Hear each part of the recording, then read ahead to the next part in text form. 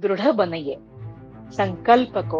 जो भी संकल्प ले रहे हैं, आज कर्म मार्ग पर है, कल ज्ञान मार्ग पर है, परसों भक्ति मार्ग है। मेरे टीचर हमेशा कहते हैं, please Rashmi, stop doing this window shopping. तो नारद जी Wonderful. बोलते हैं कि भक्ता एकांतिनो मुख्या। तो मेरा मैसेज यही रहेगा कि एकांत मतलब हिमालय में जाओ, हर्मिटेज में जाओ, नहीं बॉस। हमारा हिमालय, हमारा आश्रम यही है जिस आश्रम में हम है।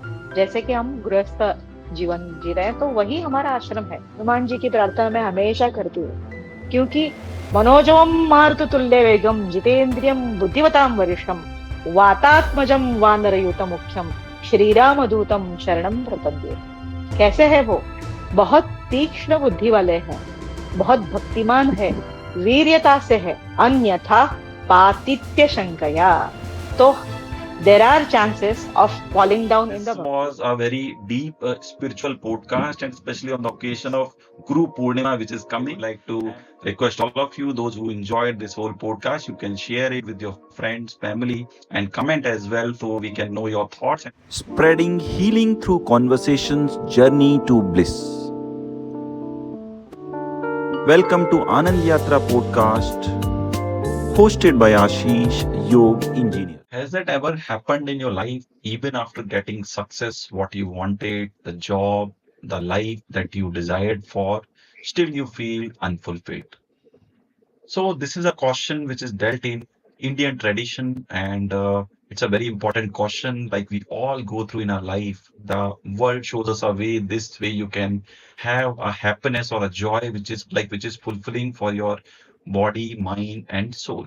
But we've felt like it is like following a shadow, which we are never able to attain in our life. So today, this question we are going to explore deeply in this podcast, and same question was explored by one of the ancient sage known as Narada in Narada Bhakti Sutras, and which is a text about bhakti, the unconditional love which we all are seeking in our life. We are going to today deeply explore. And as you know, I am Ashish. I would like to welcome all of you to this Anand Yatra podcast, which is a platform which takes you to the journey of conversation, which is based or rooted in lived experiences, scientific inquiry, and traditional wisdom.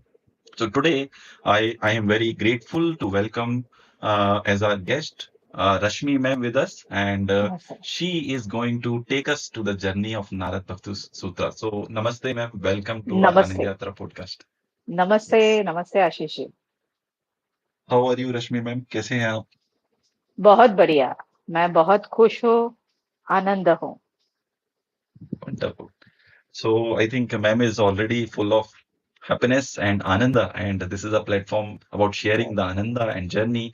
And I feel you all will feel connected to it. So if I have to share the background of ma'am, so it is my privilege to tell like ma'am is devoted for more than 25 years to study the teachings of yoga, spirituality, and research on stress management and how to live a holistic well-being. She served as assistant professor and coordinator at SVASA, that is Swami Vivekananda Yoga Sansthan, Anusandhana, and which is a deemed university in Bangalore. And she has bachelor degree in zoology from University of Mumbai. And after that, she has done post graduation, that is MSc in yoga therapy from SVASA. And she has a few publications mainly on yoga on stress, anxiety in pregnant women, insomnia among elderly women. But the important aspect of her life is she has authored a book known as Naradiya Bhakti Sutra Bhav Dhara. And with that, she has also authored Chiranjeev Hanuman Dasya Bhakti. And I think there is no greater example of bhakti than Hanuman in form of Dasya. Yes, yes, So, ma'am, I would like to welcome you once again, and I'm thank you, grateful to you. Like thank you. you accepted our invitation, and I remember, I think last 1 or 2 year ago, we had a conversation. Like someday we will have this conversation, and I think today is a day to share your views on that. When I was your student, I uh, attended your lecture. I feel like bhakti or the love that you feel. Otherwise, study is somewhat like burden, But when you sit in a class and you are able to connect to it, and the example you give, that is something which is very connecting to me. And I hope the audience is also today going to feel the same. I would like to directly go into the depth of Narada Bhakti Sutras. So first, ma'am, I would like to know your story, like how this Narad Bhakti Sutra come in your life. And secondly, before answering that, why this bhakti is needed in this life? Like we all have all a kind of, you can say, fulfillment, more money than earlier, more facilities, but still we are unfulfilled. So if you would take us on this journey, so we will be grateful to you. So let's get started, ma'am. Yes, Ashish, it's first of all, I'm very thankful to my all Gurujanas, teachers, my beloved teachers, masters, and beloved family members who have brought me up, and you have beautifully introduced me 25 years of my journey in yoga and yoga therapy. As rightly said, as answering to your question, that most of the time we are in a quest, in a query. What is my purpose in the life? Whom I should meet in my life for my career, for my growth. That growth is from our childhood till we masters in our career, and it is with everyone. It is not just me. Everyone follows the same path, the same way. Me also have followed the same path.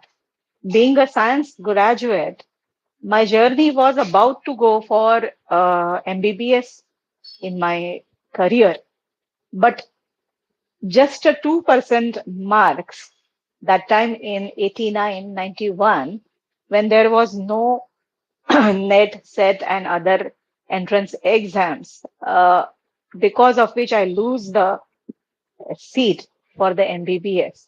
And that made me a little downfall, being a scholar, and I could not get the seat which I should get in.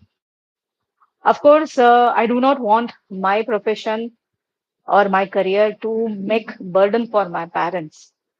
Being an elder person in the family, I take the responsibility, and I chose just to go for a graduation because that is the first opening available that time.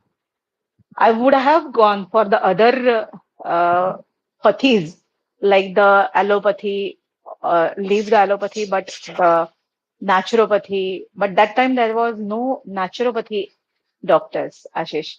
That time only Yeah. Ayurveda doctors, allopathy doctors, or homeopathy doctors. And I was getting a seat for homeopathy. But again, that seat Oh. was paid seat. And you Mhm. can see my parents working professionally in the railways was really difficult for two children to bring up. So I choose a Mhm. path of my own intelligence, and I choose to be graduate from science. And thereon, how the journey will lead, that way I follow. Because MBBS is not just the end of your career. That's what I have realized also, and accepted the opening what God gave me. But fortunately or unfortunately, that point of turning came in my life from where I have started your answering. That turning point was that in 89, 91, I came across with the yoga teacher in our city where I joined the yoga hobby classes. And through yogasanas, practicing Surya Namaskaras at the age of 20, 21, you can say, I was very much passionate, was loving the practices and being a sports person. That is, I was playing kabaddi from college and a state level swimmer. So that made Oh. me to go or excel into yogasanas. Yogasanas attracted me in one line, you can say. Mhm. And I further explore the journey by or under the guidance of yoga teacher Shri Krishna Vyavahare. He, under his guidance at Thane Ghantai Mitra Mandal, which he guided me thoroughly for the yoga teachings from the different organizations. And then I came across a very well-known yoga institute, that is VK Yoga. That time Svyasa was VK Yogas in Oh, 91.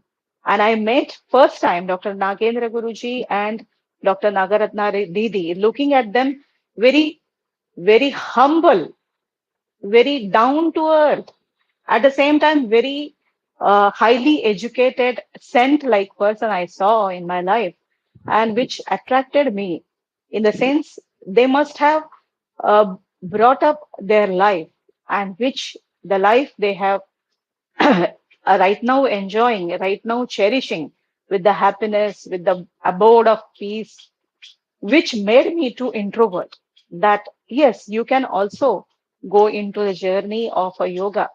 And that time, what attracted me was the research background of yoga, which Dr. Nagendra Guruji have a setup under VK Yogas as a research yoga institute. And it was a well-known yoga research institute in India as well as universally. And that time, they have published a paper on asthma, which was a world recording paper in the medical history, which has attracted again that yes, yoga can cure or yoga helps for the NCDs, common elements like asthma, diabetes, high blood pressures. And then looking at all this background, the science background, my initial vritti of becoming a doctor or becoming a seva person get initiated, but choosing the path of yoga therapy, wow. not the path of allopathic medicine. And that was a wonderful turn in my life. And with that, I choose to reside at Svyasa, Bangalore for 1.5 years of residential course, where it was a really 100 acres of land and really a ashram like the setup. You In can which year, ma'am, say you have done the course there? in 93, 94, Oh, that as is soon as I good. Yeah. finished the graduation. And it was really wonderful to learn the yogic techniques directly from Dr. Nagaratna, and who is the well-known surgeon, gynecologist, gold medalist, and of course Dr. Nagendra Guruji also. Under his guidance, we learn many yoga techniques, yoga therapy, anatomy, physiology, and other whatnot. And the journey of yoga started, I would say, that time, 93, 94. I become a postgraduate in yoga therapy and naturopathy, qualified yoga therapist, and came back to Mumbai, which is my residential home, and started practicing yoga therapy. But that time, fortunately or unfortunately, the medical world was not so aware of Mhm. yoga therapy. I True. need to preach the importance of yoga therapy home to home, door to door. And that home to home, door to door was the slogan of our Guruji, Dr. Yogacharya Vyavahare, that he passed the message of yoga your door to door and shore to shore. What was his sankalpa? From the lineage he have taken, again, that is a very huge parampara. He was a disciple of Swami Satyananda Saraswati, Bihar School of Yoga, Monger, from whom we learn the mantra diksha. I took the mantra diksha in 2012 from directly from Swami Niranjananda Saraswati in a mob, and Oh, wonderful. the journey came wonderfully. Thereafter, learning so many programs from Kaivaladham, Lonavala, from Munger, Bihar School of Yoga, from yoga and naturopathy courses from organizations in Thane as well as in Bangalore, and also learning Ayurveda from Pune school. So that all together, along with the yoga therapy, made the whole integrated approach of yoga therapy, which made me to practice from 2004 to 2014 very sincerely. I Oh, was very great. practicing sincerely. I also joined some of the organizations in Mumbai, which I could help as an associate yoga therapist or yoga therapy coordinators, which made me to get experience on the corporate level, on the hospital level, institutional level, because the awareness with the medical world was slowly coming up. But Correct. I made patiently home to home services and door to door services based on my own knowledge and experience, and of course, with the team of your Ayurvedic doctors whom I was in contact with. And Mm-hmm. this way, the career was built up naturally.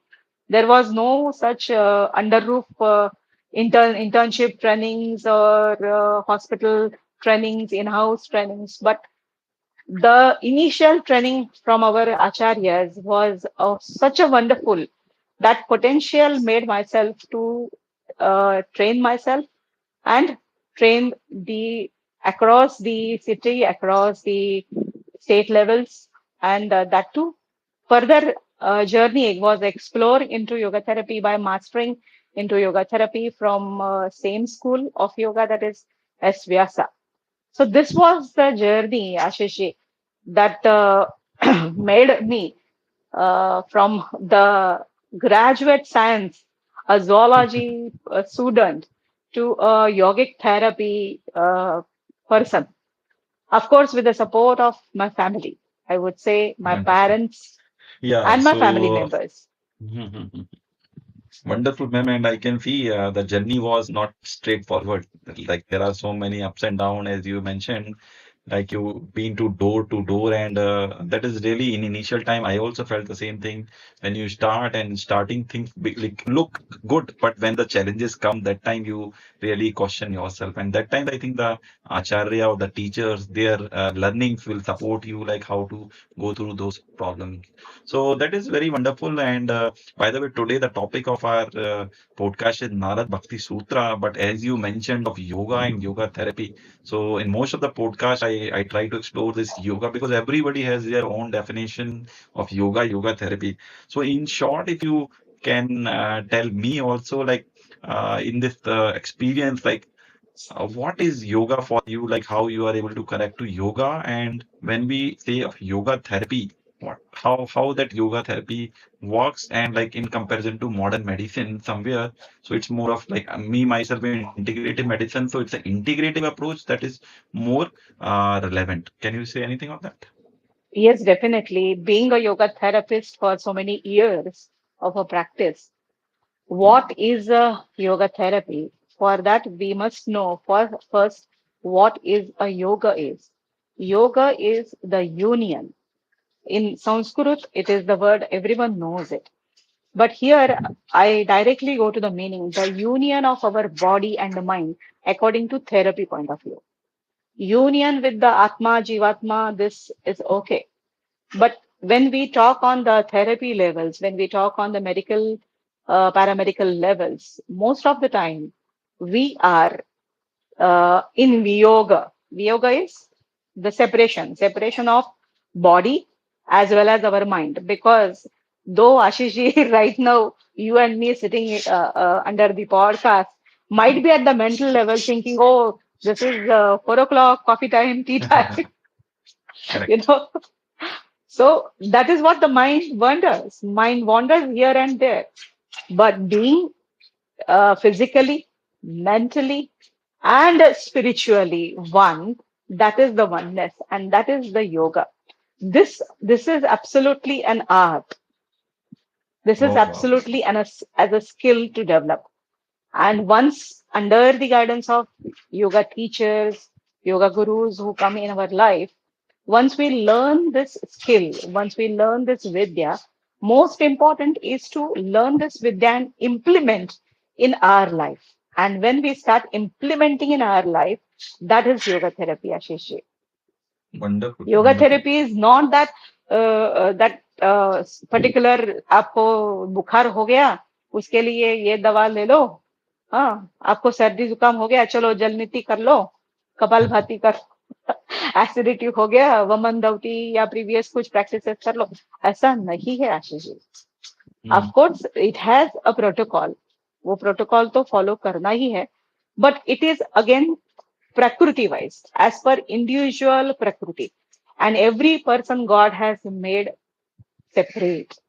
So, Correct. being a yoga therapist, one must know what is own प्रकृति, मेरी खुद की प्रकृति क्या है, और खुद की प्रकृति जानने के बाद दूसरों की प्रकृति जानकर उनको सहायता करना, वही योगा थेरेपिस्ट का काम है। योगा थेरेपी जो आपने पूछा सवाल, वो पूरक है, सप्लीमेंट्री है। जो हम प्रेजेंट मेडिकेशंस ले रहे हैं, जो भी हमें बीमारी है, हार्ट डिसीज है, अस्थमा है, डायबिटीज है, करंटली जो भी हम मेडिकेशंस ले रहे हैं, उस मेडिकेशंस के जो साइड इफेक्ट्स भी आते हैं, और वो साइड इफेक्ट्स को कम करने के लिए या उसको पूरा जीरो करने के लिए हमें ये सप्लीमेंट्री थेरेपी, योगा थेरेपी शुरू में इस्तेमाल करनी चाहिए। शुरू में बोल रही हूँ मैं, जैसे जैसे हम इस्तेमाल करते जाते हैं इसको, तो ऐसी अवस्था आती है कि अस्थमा, मुझे कब था अस्थमा, ऐसा रोगी खुद बोलने लगता है। ये अवस्था आने के लिए बहुत टाइम जाता है, उस रोग को शरीर से बाहर निकालने के लिए बहुत टाइम जाता है, क्योंकि वो रोग की अवस्था शरीर में बहुत अंदर छिपी रहती है, और उसको उसी तरह से बाहर निकालने के लिए उतना ही वक्त लगता है जैसे अलग अलग थेरेपीज को लगता है। So yoga therapy is not that we take a simple capsule of a yogic medicine and get quickly remedy within fortnights or 2 nights. No, it is a time of patience. It is a work of patience. Your intellect, your body mind support. Most of the time when the yogic practitioner I have seen when giving the therapy, सामने से call आता है, madam आज जरा ना late हो गया, party था, लेट नाइट था, कुछ काम था, आज हम नहीं करेंगे तो चलेगा क्या? तो मैं उनको हमेशा ये दवा देती हूँ कि हाँ, आज खाना नहीं खाएंगे तो चलेगा, आप यदि खाना भी नहीं खा रहे तो चलेगा, योगा थेरेपी भी नहीं करो। Correct. So it is like every day थोड़ा थोड़ा थोड़ा थोड़ा हमें प्रैक्टिस करना ही चाहिए। So that is the supplementing with our present medication, and it works wonderfully. And as it works wonderfully, then we start realizing the actual quest of our life. Who am I? And all that journey. And that question I will further turn to our podcast to the Narada Bhakti Sutra. That how made me to go into bhakti was this quest. That so many questions from the diseases, from the disorders, from so many cases, which made me realize what is really the purpose of a life of a human person. हम मनुष्य प्राणी एक जन्म ले चुके हैं, और एक मनुष्य होकर हमारे जन्म का उद्देश्य क्या होना चाहिए? इस तरह के विषय और सवाल तभी आते हैं जब हम कोई चिंता, व्यथा और दरिद्रता, ऐसे भी कह सकते हैं, इन चीजों से ऊपर उठने की कोशिश करते हैं। When we try to uplift from our anxieties, from day-to-day stresses, disorders, because this is endless. Stress, anxiety, disorders is endless. And once we learn at one point of time in our life, then we start actually introverting. हम खुद introvert होना शुरू हो जाते हैं, और वो introvert जो है वो हर एक पर्सनालिटी का अलग अलग क्वेश्चनिंग है, अलग अलग क्वेश्चन है। जैसे कि कोई ज्ञान मार्ग पर हो तो वो खुद सवाल करेगा कि मेरा पर्पस क्या है, हु एम आई, मुझे कहाँ जाना चाहिए। जैसे कि कोई काम में काम करने वाला, मतलब कर्म मार्ग पर काम करने वाला, एक्शन ओरिएंटेड पर्सन हो, तो वो खुद को सवाल करेगा कि मुझे अपलिफ्ट होने के लिए और मेरी फैमिली को अपलिफ्ट होने के लिए मुझे क्या काम करना चाहिए, आगे आगे कैसे बढ़ना चाहिए, और उस काम को मैं सेवा में कैसे लाऊं, क्योंकि अब तक जितना भी मैंने काम किया उसका सेटिस्फेक्शन मुझे नहीं मिल रहा है। तो सेटिस्फेक्शन मिलने के लिए मुझे कौन सा क्या काम करना चाहिए, क्या सेवा करनी चाहिए, वो ऐसे सवाल कर्म वाला पर्सन करेगा। और जो जिसके अंदर कुछ भक्ति का रास्ता थोड़ा सा भी बीज हो, तो वो सवाल करेगा कि बस हो गया बहुत कुछ, थोड़ा सा ध्यान पूजा कर लो, हाँ, थोड़ा सा पलती मार के बैठ लो, ओम जिसका भी मुझे गुरु से दीक्षा मिल रहा है उस जाप करके तो देखो कि मुझे शांति मिल रही है या नहीं मिल रही है। This way, person slowly turns inward. And the journey of inwards, as it starts, automatically, there comes the Guru. फिर जब आपकी जर्नी मैच्योर्ड हो जाती है, तब जर्नी में हमें हमारे गुरु मिलते हैं। हम गुरु के पास नहीं जाना होता है। We don't have to search for the Guru, Ashish ji. Guru comes, or Guru is always in search of the real bhakta or the real sadhaka, I would say, who have the really quest for oneness. अब मुझे ईश्वर की तरफ या मुझे अपनी खोज की तरफ, अपने स्वरूप की तरफ मुझे जाना ही है, ये जो इंसिस्ट करता है अपने लाइफ में, तब जाके उसको अनेक दिशा में घूम के, इधर उधर घूम के, कहीं ना कहीं पर उसको अपने गुरु की तलाश हो जाती है। और जब इस मार्ग पर गुरु आ जाते हैं आशीष जी, भक्ति के मार्ग पर तो गुरु विशेष है। और नारद जी ने भी इसका बहुत ही महत्व बताया है। मुख्यतस्तु महत् कृपायैव भगवत कृपालेशाद्वा, मतलब सर्व साधन भक्ति साधन में मुख्यतस्तु, मुख्य साधन क्या है?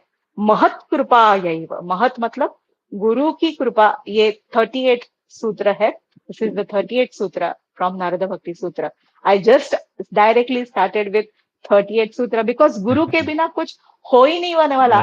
और देखो कोइंसिडेंस भी इतना सुंदर है कि आज तारीख जो है, आगे जाके पूर्णिमा, जो गुरु पूर्णिमा का ही दिन है, तो गुरु पूर्णिमा के अवसर पर हमारे सभी भक्त प्रेमी, इनको ये मार्गदर्शन हो, ये डायलॉग से कुछ उनको जानकारी मिल जाए और उनके भी मार्ग में उनको गुरु मिल जाए, तो ये नारद जी की ही कृपा होगी, ऐसे मैं मानती हूँ। कि इसलिए नारद जी बोलते हैं कि मुख्यतस्तु, सबसे सब साधन में हम कितना भी दौड़ा भागी करें, लेकिन सभी दौड़ में हमें गुरु होना आवश्यक है। और जब गुरु की कृपा हो जाती है, और उन्होंने ये भी कहा है कि अंशतः, मतलब स्वल्प मात्र भी गुरु की कृपा हो जाती है, तो भी उसे अपने मार्ग पर जाने के लिए आसान तरीका मिल जाता है।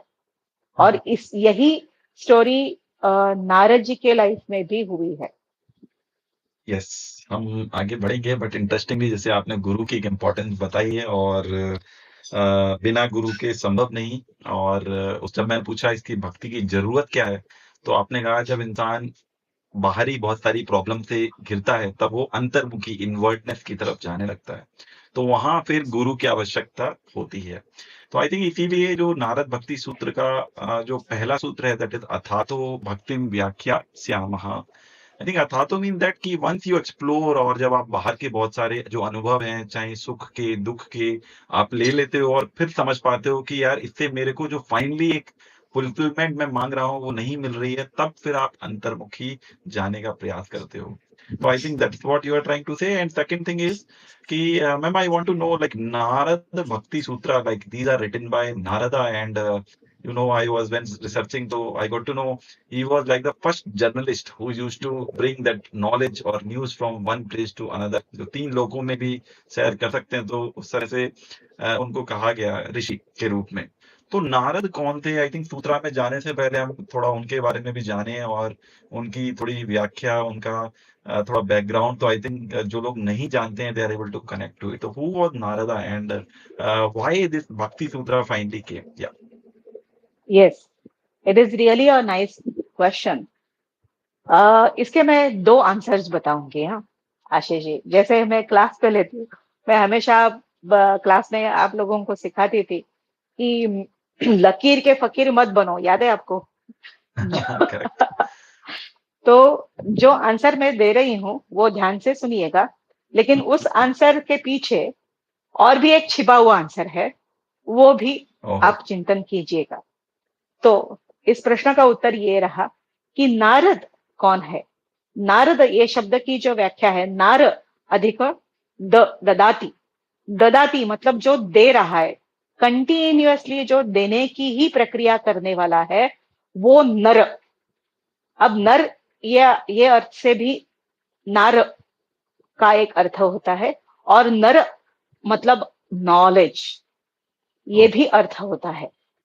इसका मतलब कि जो मनुष्य हमेशा नॉलेज, विद्या को देता आ रहा है, कंटिन्यूअसली देता आ रहा है, उसका अर्थ है नारद। आप समझ रहे हैं, दो अर्थ आज जान रहे हैं, इसके पीछे हुआ अर्थ और पीछे वाला भी अर्थ। इसका मतलब ये सीधा सीधा है कि नारद जी कहीं बैक लॉन्ग ईयर्स के पीछे बिल्कुल हो चुके हैं, जो ब्रह्मा जी के मानस पुत्र रहे हैं, और जिन्होंने देवर्षि, ब्रह्मर्षि, राजर्षि ये सब उपाधियां प्राप्त कर चुके हैं, और वो गंधर्व भी योनि में रह चुके हैं। और नारद जी के बारे में क्या बताए, बहुत उनकी महानता है। नारायण नारायण नारायण करके त्रिलोक संचारी, और हाथ में वीणा, एकतारी वीणा धारण किए। उस वीणा का नाम है महाती, जिस वीणा को उन्होंने खुद बनाया है, बिकॉज वो खुद एक उत्तम संगीतकार है, खुद एक उत्तम व्याकरणकार है। हमें सिर्फ पता है कि नारद जी मतलब यहाँ की स्टोरी, स्वर्गलोक की स्टोरी, पाताल लोक में या पृथ्वी लोक में कहीं पे जाके किसी को उत्थान करना है, बता देते हैं, और कभी ईर्ष्या जागृत होती है, कभी द्वेष जागृत होता है, ऐसा भी कोई स्टोरीज का मतलब लेता है। बट नारद जी का हमेशा ये प्रयोजन रहा था कि जिस ज्ञान से उनके उनके उनका उनका जो मार्ग जो भी चल रहा है, उस मार्ग में वो अंतर्मुख हो जाए, भगवत प्राप्ति की तरफ, भगवत भक्ति की तरफ वो खींचने लगे, अपने खुद को आगे बढ़ने की कोशिश करे। और इसी तरह से उन्होंने बहुत सारे लोगों को ज्ञान भी दिया, बहुत सारे लोगों को दीक्षा भी दी। और इससे सबसे पहली स्टोरी जो आती है, वो मैं बताने से रोक नहीं सकती हूँ, क्योंकि वो खुद व्यास महर्षि के गुरु हो चुके हैं आशीष जी। व्यास महर्षि तो हम जानते हैं, अभी आगे गुरु पूर्णिमा जो है, हम व्यास महर्षि की पूजा करते हैं, जिन्होंने वेदों की रचना की, और महाभारत, रामायण इन जैसे ग्रंथों की रचना की, पुराणों की रचना की। ये सब रचना करते हुए के बाद वो व्यास महर्षि उस अवस्था में थे कि मुझे ये सब करते हुए भगवत प्राप्ति का समाधान नहीं मिल रहा है, किस तरह से मैं भगवत प्राप्ति की समाधान की ओर जाऊं। ऐसे वो चिंता में थे, उनकी चिंता अलग है, ऐसे वो चिंता में थे। और जब वो ऐसी चिंता में थे, तो वहां से त्रिलोक संचारी नारद महर्षि आ गए, और नारद महर्षि उनके सामने खड़े हो गए और उनसे प्रार्थना की कि हे भगवत महामुने, मैं आपको क्या मदद कर सकता हूँ, आप चिंता में दिख रहे हैं। तो व्यास महर्षि उनके मन की बात बता देते हैं कि ये इतने ग्रंथों का रचना करने के बाद भी मुझे समाधान की ओर आज आनंद नहीं मिल रहा है। ये आनंद यात्रा की पॉडकास्ट में ये स्टोरी तो सबसे इम्पोर्टेंट है, तो वो आनंद मैं कैसे पा सकता हूँ। तब महर्षि भी बहुत जानकार थे, और उन्होंने व्यास महर्षि को प्रणाम करते हुए, उनका आदर करते हुए, with due respect to the knowledge and the wisdom, he bowed in front of me and quietly meditated, and then after meditation he uttered, please महामुने, मुझे ये लगता है कि अब ऐसे ग्रंथ की रचना होनी चाहिए जिसमें नारायण जी का चरित्र, गुणगान, जन्म कथा, उनके वर्णन, उनका रस, उनकी लीलाएं, ये सब हम लिख लें। Please right such scripture which will describe the glories and the stories of Lord Narayan. और वो रसपान जो उन्होंने सूचित किया, वो भक्ति का रस था। और वो भक्ति का रस जैसे ही व्यासमुनि लिखने लगे, और एक सुंदर ग्रंथ की रचना हुई, और वो है श्रीमद् भागवत महापुराण।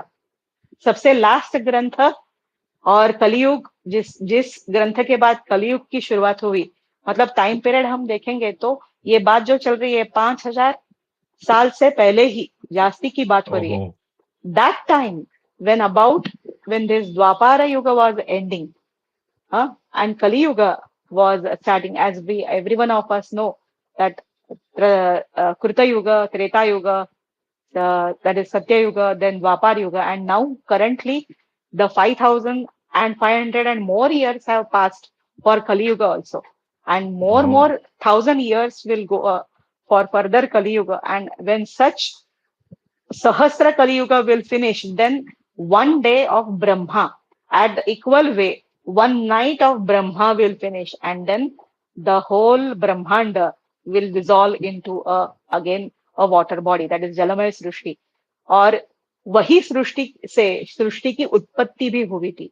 इसमें मैं आपको ये भी बता रही हूँ कि जब सृष्टि की उत्पत्ति हुई, तब जब सब सृष्टि जलमय हो चुकी थी, लेकिन जो भक्त थे, जो इंटेंस भक्ति करने वाले भक्त थे, उनका ही सूक्ष्म रूप में जीवन था, या कह सकते हैं वही जिंदा थे। और उनमें से मार्कंडेय ऋषि का नाम तो लेना ही चाहिए। आप जानते हैं कि जो मृत्युंजय मंत्र और महामृत्युंजय मंत्र के धारण करने वाले शिव के भक्त मार्कंडेय ऋषि, वो इस जलमय सृष्टि में भी थे, और नारद महर्षि भी थे।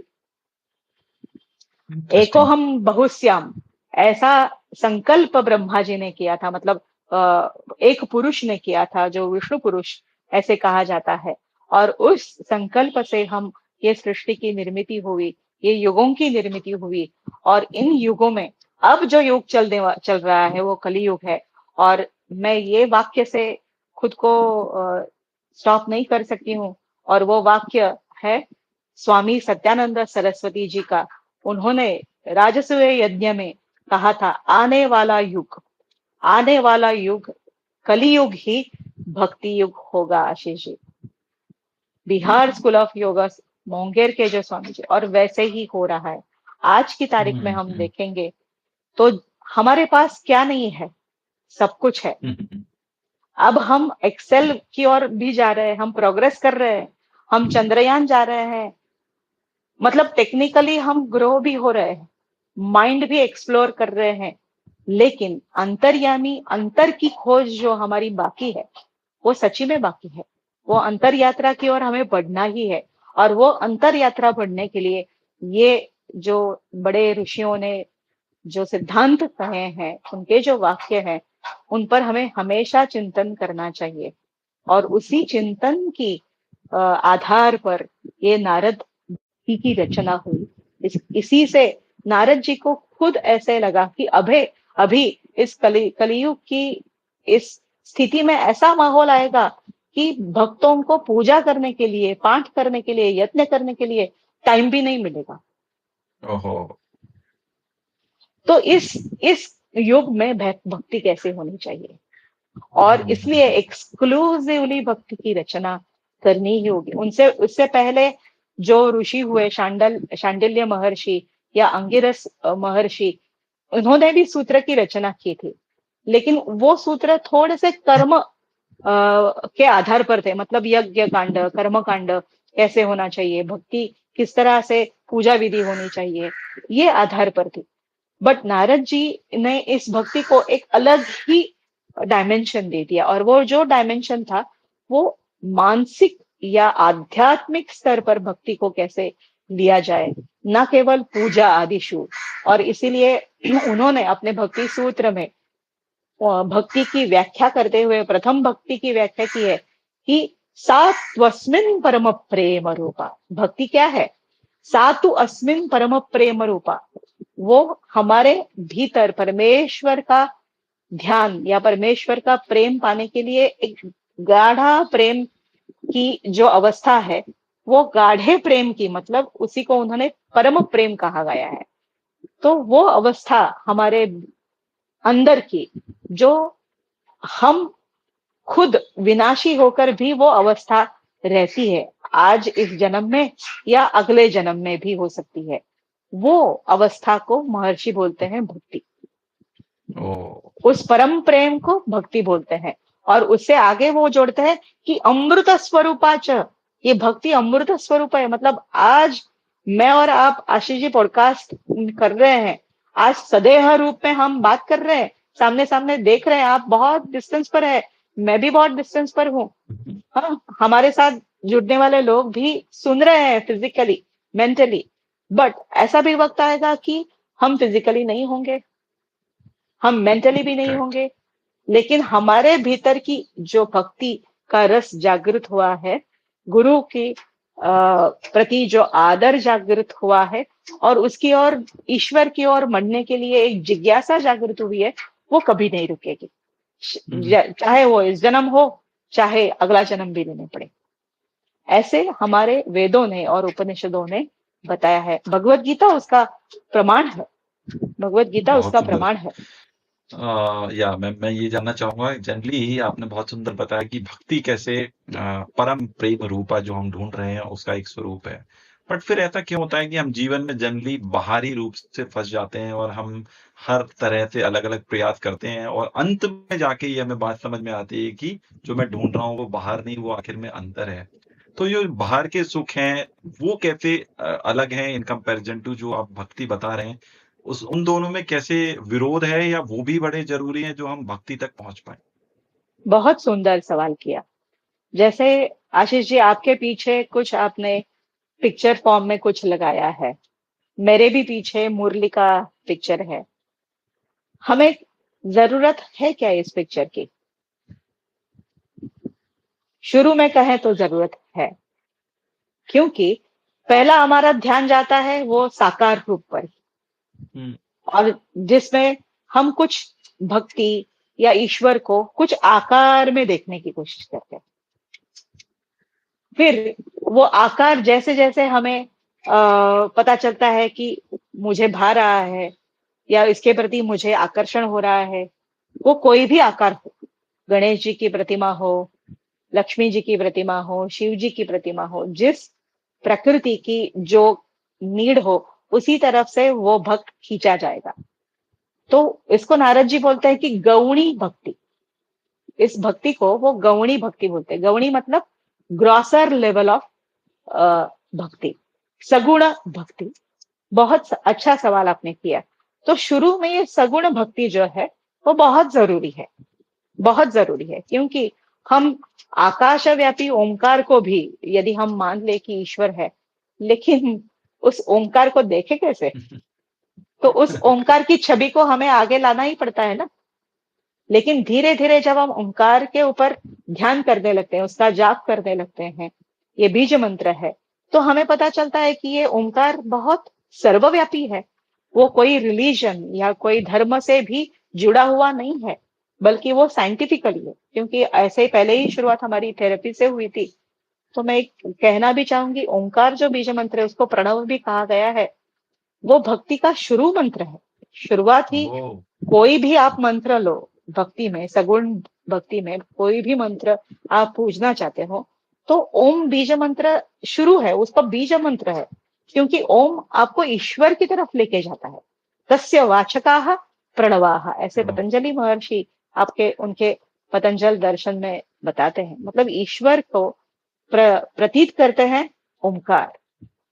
तो इसलिए सगुण साकार भक्ति शुरू में आवश्यक है। धीरे धीरे ओंकार के ऊपर जो भी हमारा बीज मंत्र हम लेते हैं, ओम नमो भगवते वासुदेवाय, ओम नमो शिवाय, जो इस तरह से हम मंत्र का जाप करते करते उस सगुण साकार की और ईश्वर की पूजा करते करते करते धीरे धीरे धीरे भक्ति की यह अवस्था आ जाती है, जो हमें निर्गुण निराकार की भक्ति की ओर ले जाती है। और इसीलिए नारद भक्ति सूत्र हमेशा पढ़ने चाहिए, क्योंकि नारद जी हमें सगुण भक्ति से निर्गुण भक्ति की ओर ही लेके जाते हैं।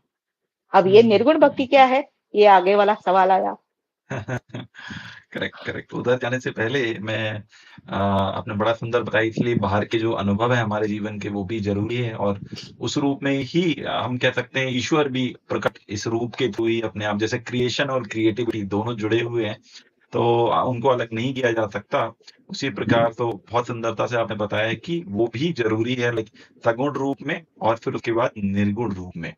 तो मैम जो लोग फिर एक सवाल ये भी आता है कि क्या भक्ति सिर्फ संत लोगों के लिए ही है? क्या मॉन्क लोगों के लिए ही है? या जब हम ओल्ड एज होते हैं दैट टाइम भक्ति शुड बी देयर, और भक्ति के बिना तो जीवन संभव ही नहीं है, जो उस लव की हम बात करते हैं, लेकिन हमारे प्रयास आई डोंट नो कैसे होते हैं कि हमें वो कभी भक्ति नहीं मिल पाती बाहरी रूप से।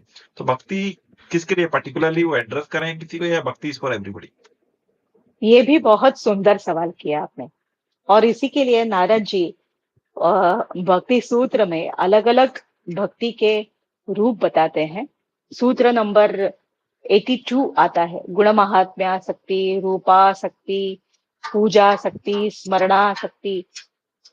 इस तरह से शक्ति शक्ति शक्ति मतलब भगवान के प्रति आसक्ति। और शुरू वाला जो शब्द है गुण, रूप मतलब भगवान के गुण, चरित्र। जैसे कि अभी हम प्रभु रामचंद्र जी का रूप ले लेंगे, उनका गुण ले लेंगे, तो उनका चरित्र कितना महान है।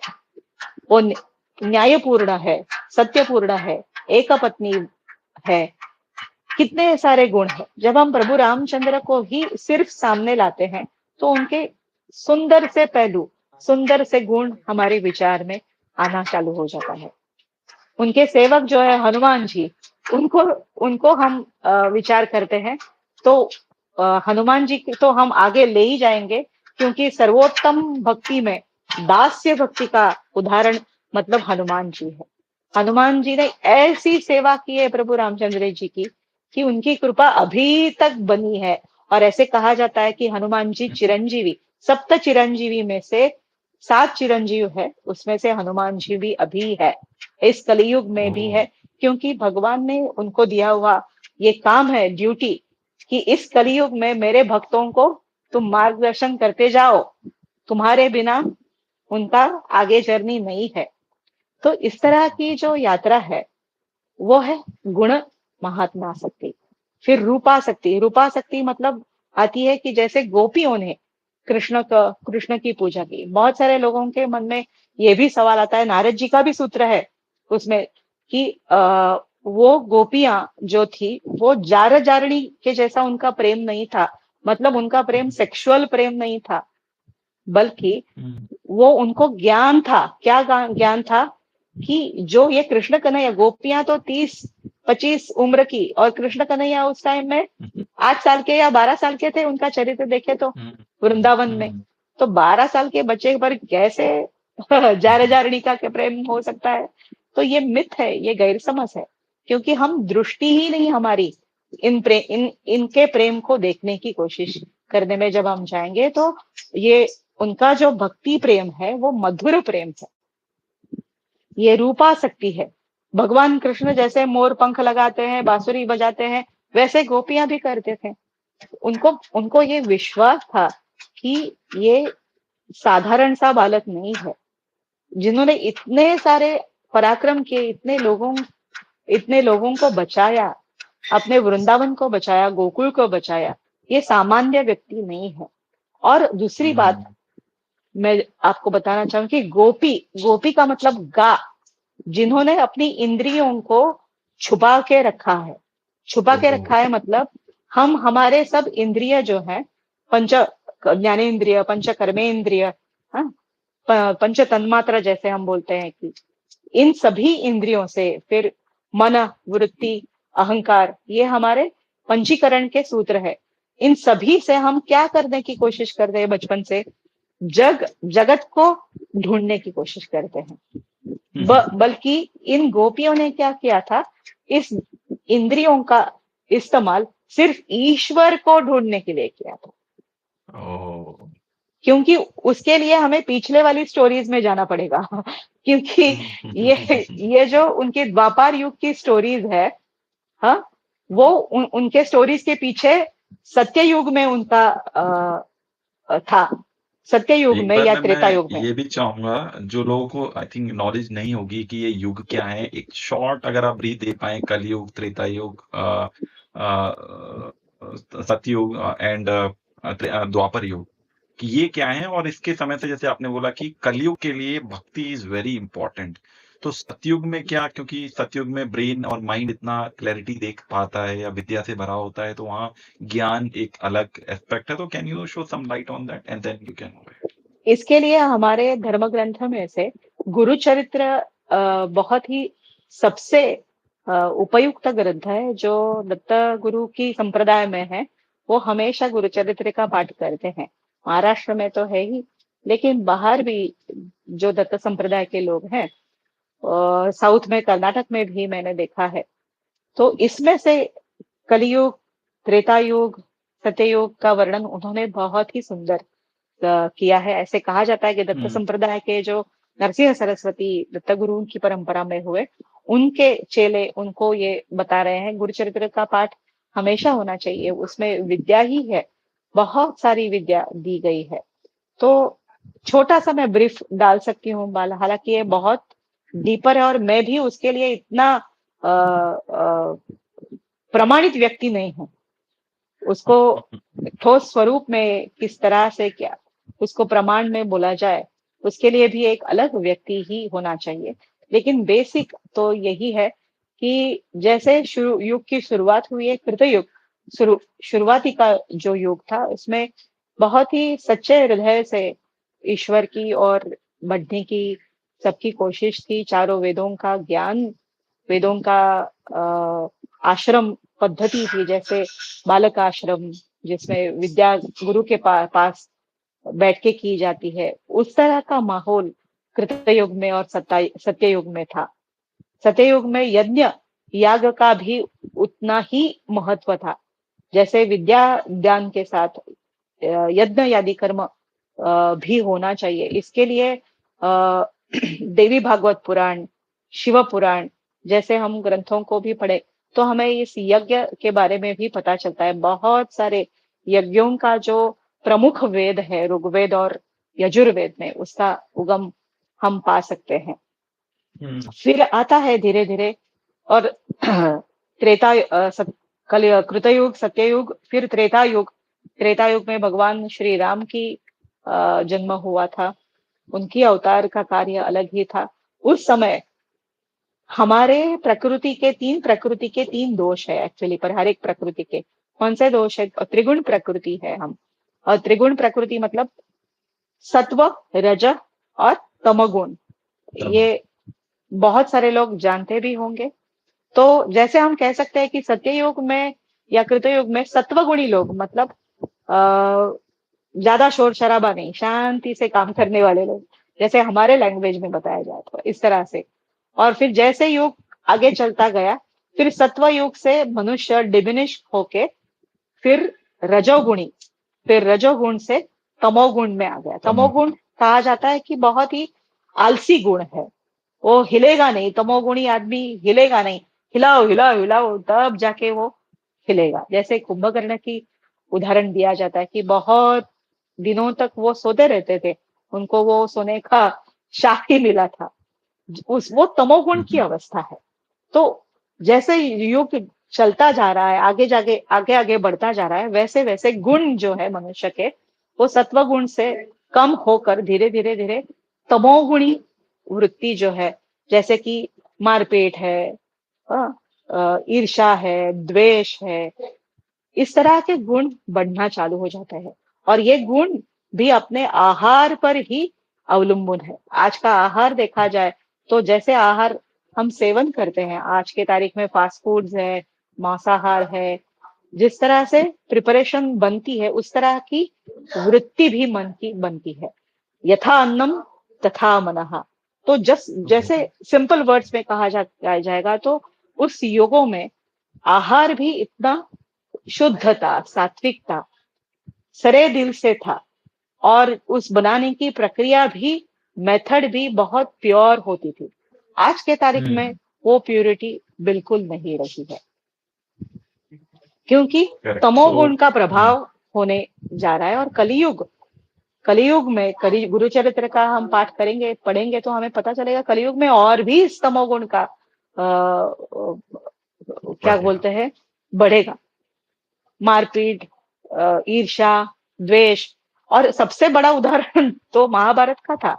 महाभारत में, हम्म। और महाभारत और अर्जुन और दुर्योधन, आशीष जी कहीं दूर नहीं है। आज के तारीख में भी है। वो दुर्योधन और आशीष करेक्ट। हमारे घर में भी है ना। आशीष नहीं, सॉरी, हमारे अंदर है। अर्जुन और दुर्योधन हमारे घर में भी है। तो वो दुर्योधन करेक्ट। जो रिप्रेजेंट कर रहे हैं वो तमोगुणी है, और अर्जुन जो रिप्रेजेंट कर रहे हैं वो रजोगुणी है, एक्शन सतोगुण। ओरिएंटेड, अभी चलो अभी काम करेंगे, ऐसे करेंगे। तो ये तरह की वृत्तियां आज भी है, और इसलिए आज के तारीख में वो भगवान कृष्ण भी होना जरूरी है। और वो भगवान कृष्ण कौन? तो अपने अंदर के, भीतर के गुरु ही। मतलब हमारी, हम्म। जब ऐसी भक्ति की अवस्था, परा परा अवस्था में हम जाएंगे जिसमें हमारे सब तमोगुण से कम होकर धीरे धीरे रजोगुण भी कम होकर धीरे धीरे हम सात्विक गुण की ओर जैसे जैसे बढ़ते जाएंगे, वैसे वैसे वैसे हम अपने कर्मों से युग की ओर बढ़ते जाएंगे। अब पता चल रहा है मैं क्या बता रही हूँ आपको? मतलब या है बहुत हम सुंदर। मैं कली युग में ही, फिजिकली करेक्ट। हम कली युग में ही है, लेकिन हम मेंटली ऐसे खुद को डेवलप कर रहे हैं। संस्कार, जिसको संस्कार बोलते हैं, वो संस्कार में भक्ति का बहुत बड़ा रोल है, बहुत बड़ा रोल है। करेक्ट। मुझे याद है, मैं बीके शिवानी जी का वीडियो देख रहा था, तो उन्होंने कहा कि हर युग में हर तरह के लोग होंगे, और कुछ लोग जो अपनी साधना और भक्ति में होंगे, वो आंतरिक रूप से सत्व उनका बड़ा प्रीडोमिनेंट होगा। जैसे आप चाहे राम जी को देखें या भगवान बुद्ध देखें, भले वो किसी युग में आए, लेकिन इसीलिए उनको शायद मर्यादा पुरुषोत्तम कहा गया कि उन्होंने अपनी जो सीमाएं थी, एक आइडियलिटी थी, उसको हमेशा बरकरार रखा। तो मैम, जब कलयुग की हमने बात की और कलयुग में कैसे तमोगुना बढ़ जाता है, तो मैं जानना चाहूंगा, क्या नारद भक्ति सूत्र में कुछ साधना भी बताई है कि हम उसका अभ्यास करके इन तमोगुण से रजोगुण की तरफ और रजो से सत्व की तरफ जा सके? तो वो प्रैक्टिस क्या है? अगर कोई व्यक्ति अब जानना चाहे, ठीक है मैम, मुझे समझ आया भक्ति बहुत इंपॉर्टेंट है और उसके बिना जीवन जीना मुश्किल है, तो उसको कैसे मैनिफेस्ट किया जाए और उसको कैसे पैदा किया जाए? बहुत सुंदर सवाल है। अभी तक हमने जान लिया कि भक्ति का स्वरूप कैसे है, भक्ति के आचार्य कौन हो चुके, ये सब तो ठीक है। लेकिन हम भक्ति के मार्ग पर हमें जाना है, तो नारद जी प्रथम बताते हैं कि क्या करना है। कि दुस्संग सर्वथैव त्याज्यः, सूत्र 35 से लेकर सूत्र 55, पूरे सूत्र जो है, एक्चुअली ये एक ही सूत्र ऐसा है नारद भक्ति सूत्र की, सभी सूत्रों में से सबसे कम सूत्र नारद जी भक्ति सूत्र में देते हैं। वो है 84, 84 sutras are there, only 84 sutras. You can compare these 84 sutras. It's like our 84 lakhs of our journey. After ओहो। 84 lakhs of our yonis, when we finish, we take the human birth. It represents, each sutra is representing like that. I would say. That is my contemplation. Interesting. Nice. So in that 35, Sutra 35 to 55 onwards, अभी हम, हमारी ये तो class नहीं है, podcast है, so I can't explain in detail of this, but definitely Narad ji हमें प्रथम बताते कि दुस्संग सर्वथैव त्याज्यः। मतलब दुस्संग, मतलब जिस संग से हमारे, अभी हमने गुणों का वर्णन किया, तमोगुण, रजोगुण, सत्वगुण, तो हम ऐसे परिवार में जुड़े जाए, ऐसे हमारे मित्र बने कि जिससे हमारी भक्ति, हमारे भीतर भगवान के प्रति जो खोज है वो बढ़े, ना कि हम उससे दूर जाए। उससे दुस्संग कहा जाता है। ये एक जी जी। बाह्य अर्थ है उसका, मतलब मित्र परिवार, ये भी अर्थ है ही कि हमें इस ऐसे परिवार से, हमें ऐसे मित्रों से, ऐसे सत्संगियों से जोड़ना है कि जिससे हम अपनी भक्ति को, अपने ईश्वर की खोज को और आगे ले जा सके। ये पहला अर्थ है। दूसरा अर्थ दुस्संग अपने अंदर ही है, और जिनको षड रिपु ही कहा जाएगा, जैसे कि काम, क्रोध, लोभ, मद, मोह, मात्सर्य। भगवत गीता में तो 16वें अध्याय में दैवासुर संपद विभाग ही भगवत गीता में भगवान कृष्ण जी ने अर्जुन को ये अलग सा उपदेश दिया है।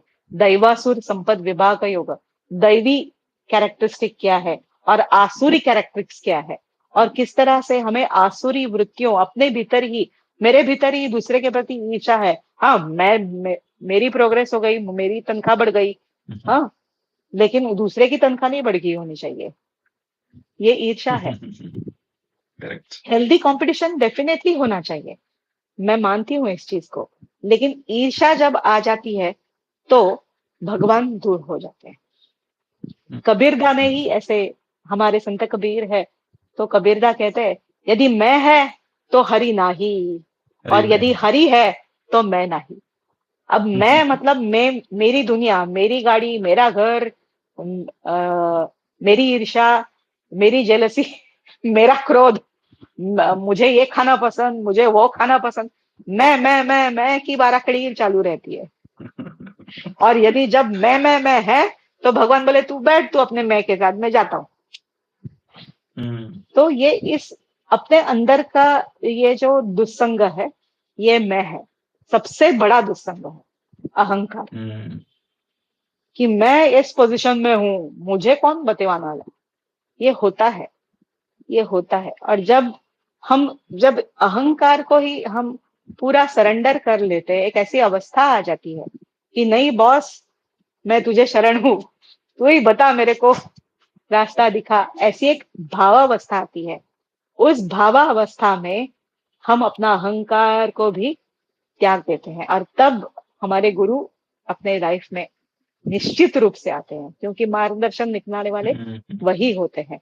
तो दुस्संग जो है, इस तरह से उसको त्यागना है, और जितना हो सके हमें ऐसे सत्संग के और बढ़ के भक्ति को जागृत करना है, ऐसे नारद जी ने साधन बताए हैं।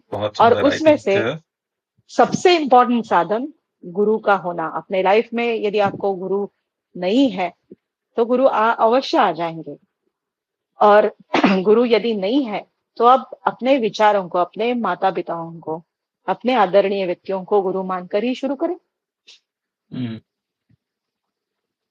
ये बहुत सुंदर मैम, और आई थिंक मुझे याद है आपने शुरू किया था कि इट्स मोर अबाउट भक्ति और जर्नी। सो नाउ मैं महसूस कर रहा हूँ कि हर बार गुरु और ईश्वर के ही अराउंड ये नारद भक्ति सूत्र है।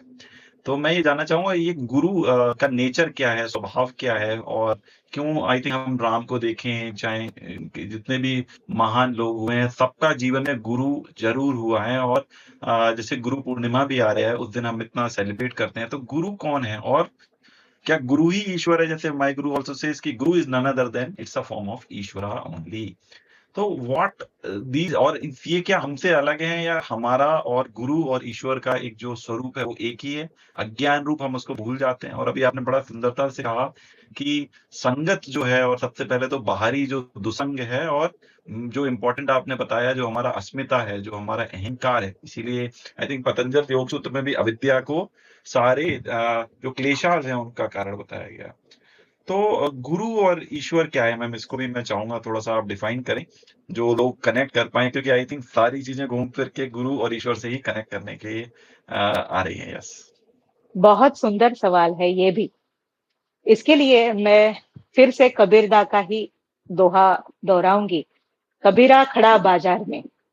कबीरदा कहते हैं, संत कबीर हमारे कहते हैं, कबीरा खड़ा बाजार में, गुरु भी खड़ा, गोविंद भी खड़ा, काके लागू पे। कबीरदा पूछते हैं, मेरे सामने, मतलब ये व्यापार में, ये बाजार की दुनिया में मेरे सामने गुरु भी खड़ा है और गोविंद भी खड़ा है। गोविंद मतलब ईश्वर, ईश्वर भी खड़ा है, तो भाई मैं किसके पैर चढ़ूं, किसके पैर पड़ूं? तो उसके ऊपर वही वो उत्तर देते हैं कि मैं हमेशा गुरु के ही पैर पहले पड़ूंगा, क्योंकि गुरु ही मुझे गोविंद की तरफ लेके जाने वाले हैं। गुरु ही मुझे गोविंद की तरफ रास्ता दिखाने वाले हैं। या ऐसे भी कह सकते हैं कि गोविंद ही गुरु के रूप में आ रहे हैं। हमें ईश्वर को ढूंढने के लिए अलग नहीं जाना पड़ता है। जब गुरु ही हमारे सामने आ जाते हैं तो ईश्वर ही गुरु है और गुरु ही ईश्वर है। ऐसे कबीरदास ही बताते हैं। तो इसलिए गुरु का होना, गुरु का अर्थ क्या है?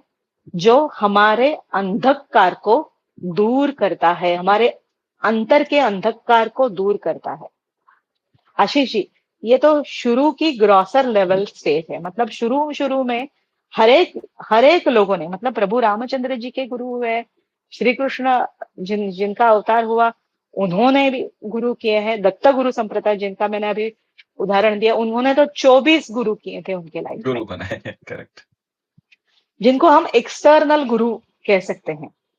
आजकल हमारे गूगल साहब भी है जो हम गुरु कहलाते हैं, बट वो गुरु नहीं है, वो हमें इंफॉर्मेशन देते हैं। गुरु क्या है? ये इंफॉर्मेशन जब हमारे अंदर भीतर जाके बैठ जाती है, और जब कोई समस्या आए, जब कोई हमें प्रैक्टिकली वो चीज को इम्प्लीमेंट करने की नौबत आए, तब इस ज्ञान को, इस इंफॉर्मेशन को हम अपने जीवन में किस तरह से इसको इस्तेमाल करते हैं, और वो इस्तेमाल करने के बाद जो अनुभूति अपने अंदर आती है। मतलब सिंपल सा उदाहरण है कि मुझे बहुत भूख लगी है बॉस, मेरे घर आज 2 ही रोटी है और सब्जी है, और उसी समय मेरे सामने मेहमान आ गए, खाने के समय ही आ गए, मेरे पास 2 ही रोटी सब्जी है, तो मैं अपने को खाऊं, अपने को अपना पेट भरूं, पहले का मेहमान को दे दूं। मेहमान को ही देना पड़ेगा। लेकिन मेहमान को देते समय मेरा भाव कैसा होना है? भाव क्या है?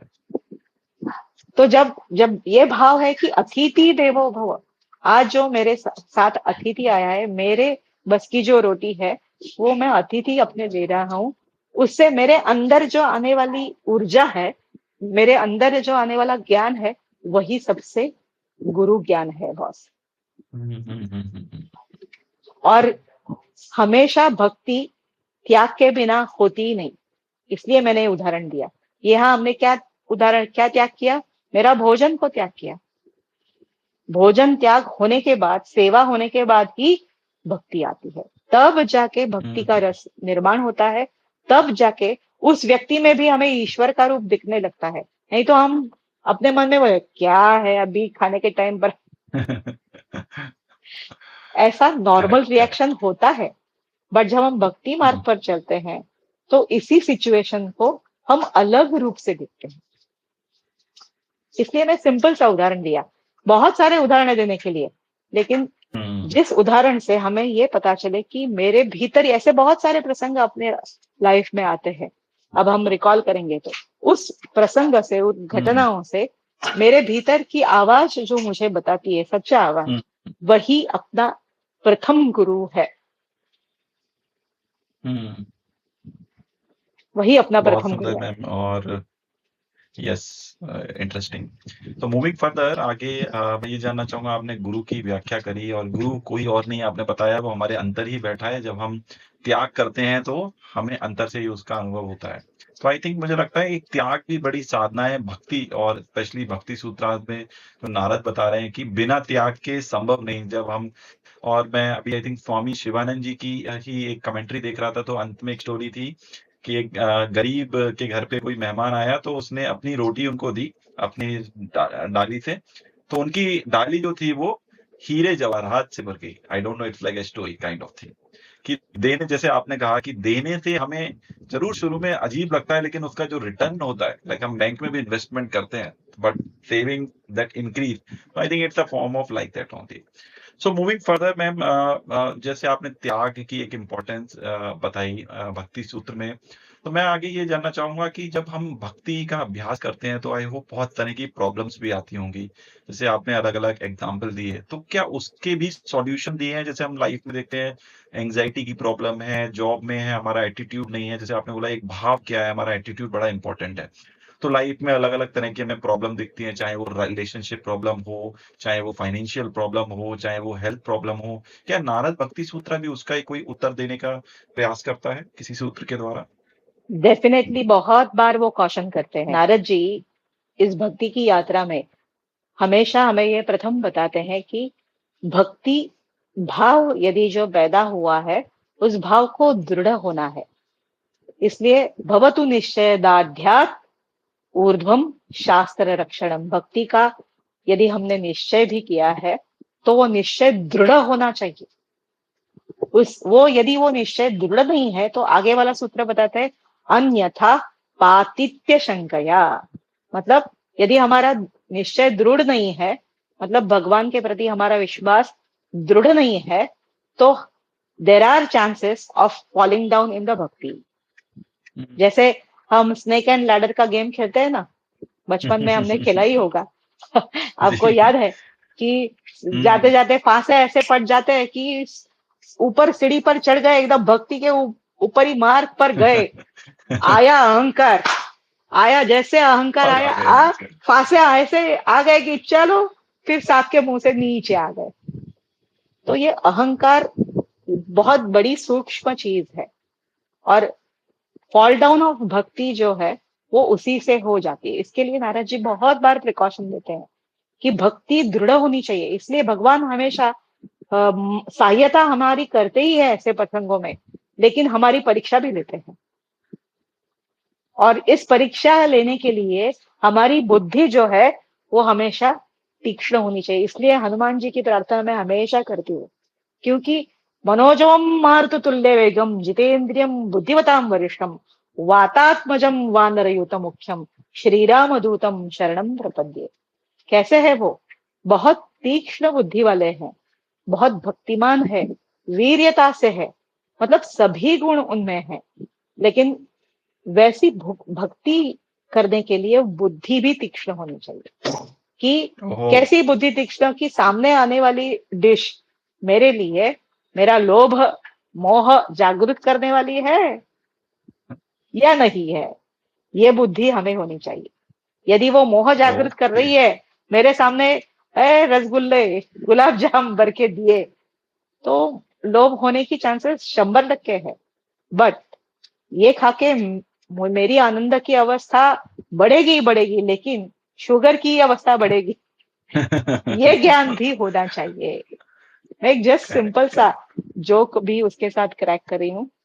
ऐसी चीजें बहुत होती है कि हमें डिस्क्रिमिनेशन पावर, विवेक बुद्धि होनी चाहिए। ये हमेशा नारद जी बताते हैं। और दूसरा प्रिकॉशन ये देते हैं हमेशा कि वादोन अवलंब्या। बहुत बार ऐसे होता है कि एक भक्त दूसरे भक्त से चर्चा करते करते करते वो उसमें से वाद शुरू हो जाता है कि नहीं, तेरा वाला शास्त्र ऐसा नहीं, मेरा वाला शास्त्र है। तो नारद जी उसमें बताते हैं कि वादों न अवलंबन, मतलब वाद विवाद, मतलब उसमें क्वारलिंग नहीं, भांडन तंटा नहीं, बल्कि वाद का अर्थ यह है कि जिस वाद से, जिस चर्चा से हम कुछ अच्छे नतीजे पर, भक्ति दृढ़ होने के नतीजे पर पहुंचेंगे, ऐसी चर्चाएं जरूर होनी चाहिए। लेकिन जो चर्चाएं भक्ति को डाइवर्ट करने वाली है, उस चर्चाओं को, उस बात को वहीं पे रोक देना है। उसके लिए भी सतर्क रहना है। उसके लिए वो कहते हैं बाहुल्यावकाशत्वात्। आपने अभी जो बताया कि एंजाइटी, स्ट्रेस, ये क्यों पैदा होती है? जिसका बीज जो है, जो बीज को ही हम समझते नहीं है कि कौन से बीज से मेरी स्ट्रेस या एंजाइटी बढ़ने वाली है, ये विचार खुद को करना है। उस बीज को वहीं पे तोड़ देने का है। और इसीलिए नारद जी उन्होंने सतर्क किया है कि वादों न अवलंब्या, ऐसे वाद विवाद चर्चा जिससे हमारी एंजाइटी, स्ट्रेस अननेसेसरीली बढ़े, वो चर्चा विषय हमारे लाइफ में होने ही नहीं चाहिए। इसके लिए खुद की प्रकृति होना जरूरी है और जानना वो जरूरी है। और यदि कोई ऐसी चर्चा आए भी तो हमें सतर्क रहना है, हमेशा सावधान रहना है। इसलिए हमारे समर्थ रामदास जी, महाराष्ट्र के जो संत हुए, वो भगवान राम के ही, प्रभु रामचंद्र के ही सेवक थे। उनको रामदास वो कहते थे खुद को। उन्होंने हमेशा एक इशारा बताया, सावधान, ये शुभ मंगल सावधान। हम शादी करते समय भी ये शब्द उच्चारते हैं, सावधान, सावध हो, सावध रहे बॉस, आगे जाके बंधन में होने वाला है।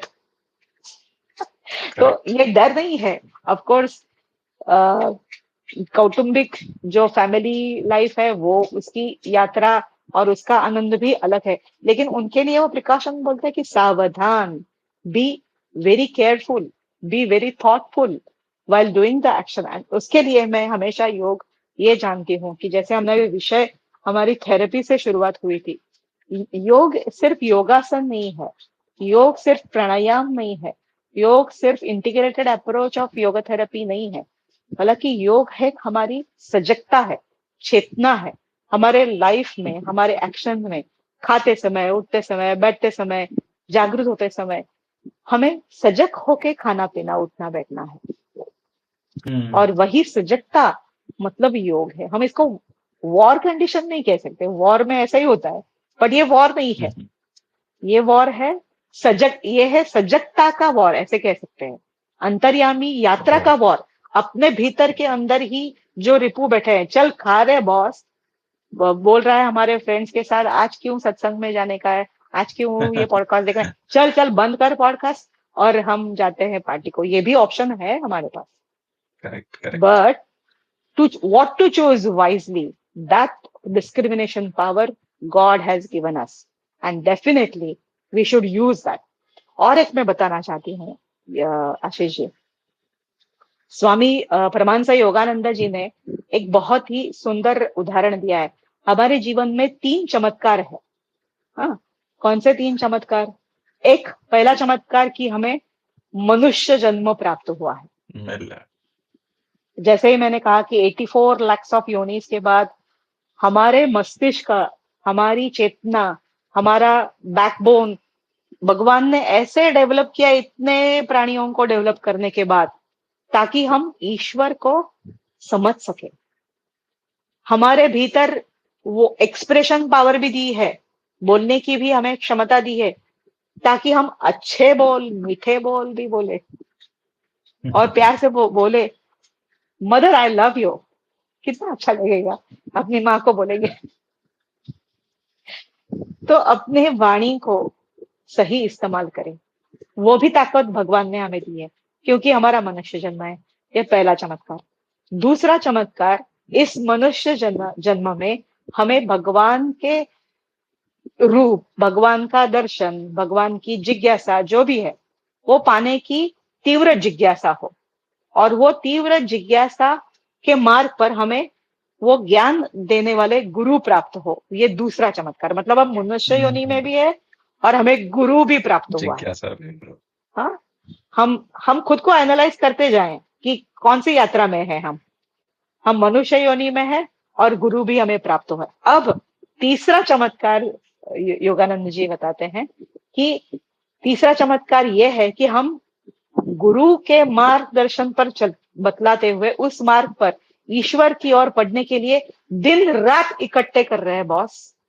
दिन रात, ऐसे नहीं चलो देखो जाएंगे आज की तारीख में नहीं, कल की तारीख में जाते हैं, गुरु पूर्णिमा को जाते नहीं।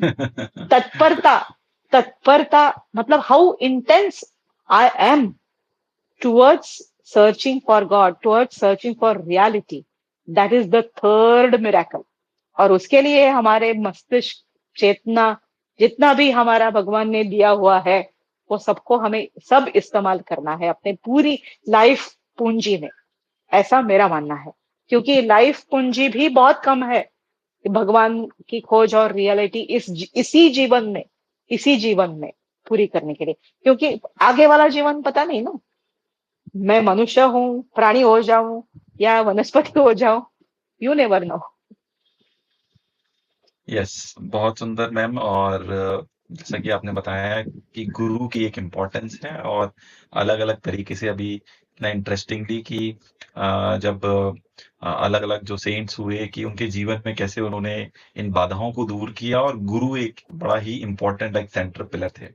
तो मैम फर्दर मैं ये जानना चाहूंगा, क्या आपके जीवन में भी आपके अगर आप चाहें बताना, तो गुरु पूर्णिमा जैसे आ रही है, तो आपके जीवन में किसी गुरु ने अहम भूमिका निभाई हो जो आज आप इन चीजों को समझ पा रहे हैं और बता भी पा रहे हैं, जिससे कि और लोग इम्प्रूव कर पाए? तो आप अपना भी अनुभव शेयर करना चाहेंगे और अपने गुरु के बारे में, हाउ कि आपके जीवन में गुरु ने कैसे आकर आपको इन चीजों को समझने की समझ दी और ना कि अनुभव भी कराई चीजें? जैसे कि मैंने शुरू से ही रिवील करती जा रही हूँ, बचपन से ही मैं आपके सामने रिवील करती जा रही हूँ ये सब। बहुत सारे गुरु मेरे लाइफ में है, किनका मैं वर्णन करूं। इसलिए मैं शुरू में ही उन गुरुओं को वंदन करके ही शुरुआत की है, क्योंकि गुरु के बिना मैं तो पोपट जैसे, मतलब I am like a instrument. मैं बात नहीं कर रही हूँ, मेरे हम्म, अंदर बैठे हुए ये जो गुरु जन है वही मेरे से बात करवा रहे हैं। ये अवस्था तभी आती है आशीष जी, जब हमारे भीतर एक बहुत इंटेंस डिजायर हो टू नो अबाउट गॉड। हम अपने को भूल जाएं, मेरी पोजीशन क्या है, मेरा फैमिली लाइफ क्या है, मेरे जन्म भी क्या है।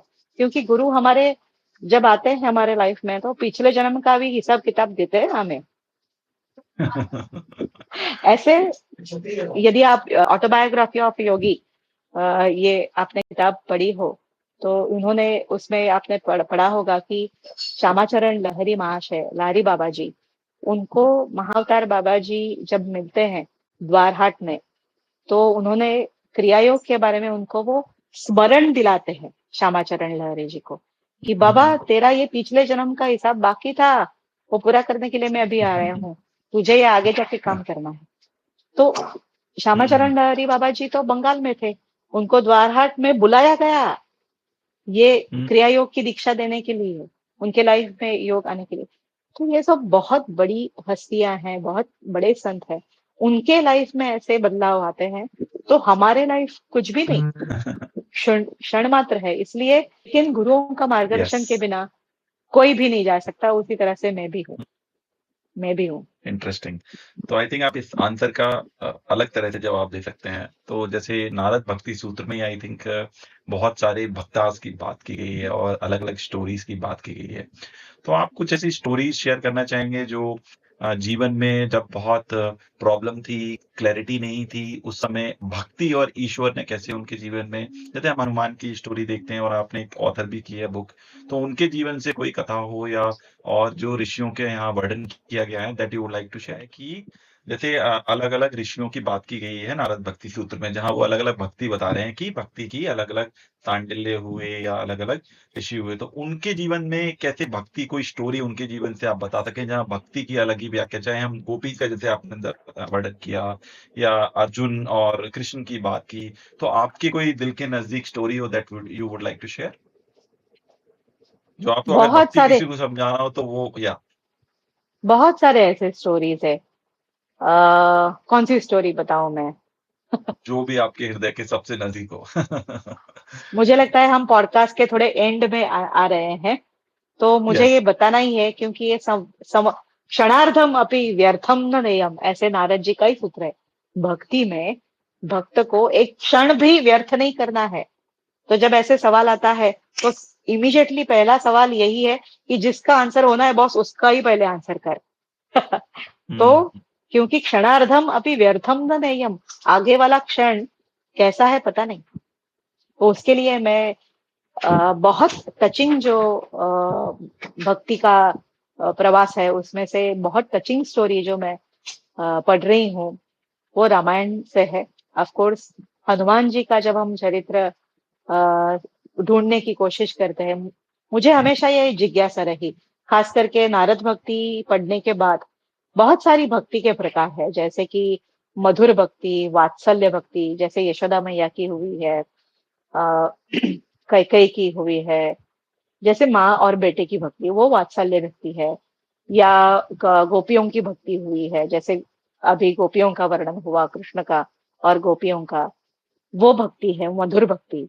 और तीसरा भक्ति का प्रकार जो है उसमें से अ, सखा भक्ति है, जैसे कि सुदामा, फ्रेंडशिप, अर्जुन और उद्धव जी भगवान कृष्ण के सखे थे, सखा थे, फ्रेंड्स थे।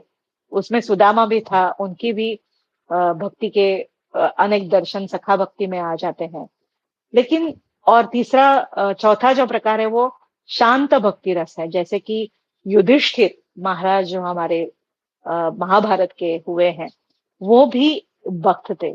उनकी भी जब मैंने महाभारत की कथा पढ़ी और उनका जो शरपंजरी होना, मतलब शरावस्था में भगवान के प्रति भगवान का स्मरण करना और देह को दक्षिणायन में नहीं उत्तरायण में शांति पूर्वक छोड़ना, ये जो उनकी प्रक्रिया थी वो शांति भक्ति रस का उदाहरण दिखलाती है। जब ऐसी कथाएं पढ़ते हैं तो बहुत ही गहरा अनुभव आ जाता है भीतर भीतर अंदर कि परमेश्वर किन किन रूपों में, किन किन माध्यमों में हर एक अपने भक्तों को अनुभव देता है। हालांकि वो सजग रहता है, हमेशा सजग रहता है। जैसे द्रौपदी का ही उदाहरण है कि द्रौपदी जैसे अवस्था हमारे लाइफ में आ ही जाती है कि व्हेन सब सपोर्ट्स, हमारे सब सपोर्ट्स खत्म हो चुके, बॉस एक ही सपोर्ट अभी हमारा बाकी है। जैसे जब एक ही सपोर्ट द्रौपदी को हुआ,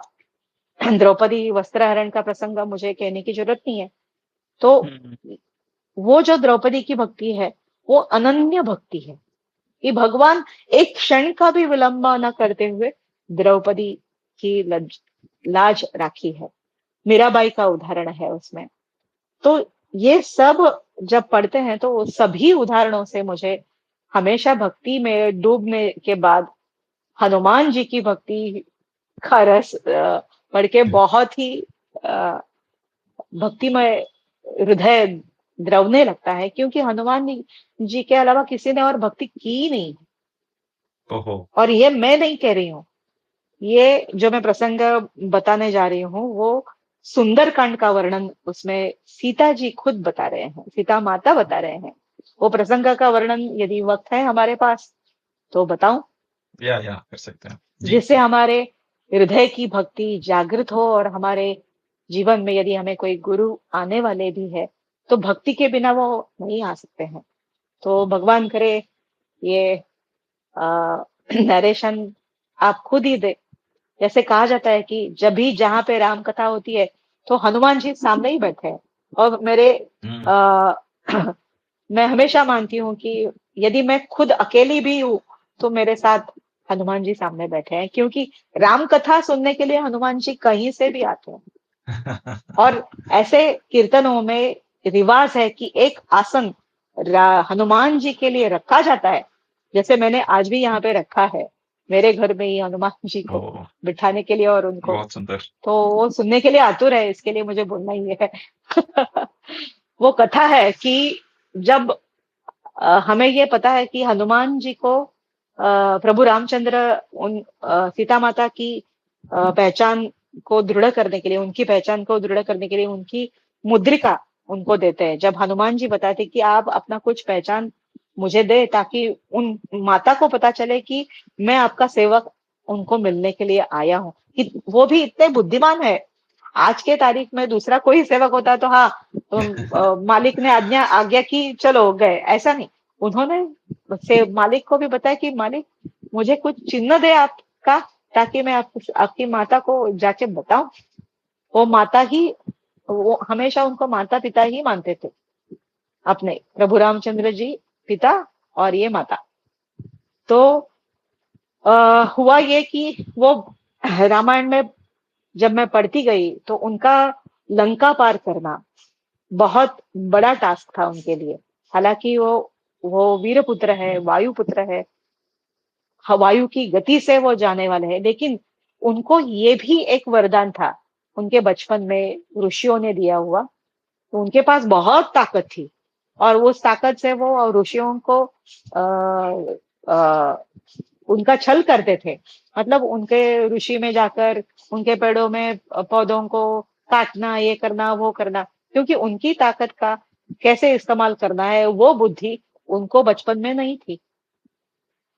तब उन ऋषियों ने हनुमान जी की जन्म की कथा तो और भी अलग है, उसमें मैं नहीं जाऊंगी। तब ये ऋषियों ने हनुमान जी को ये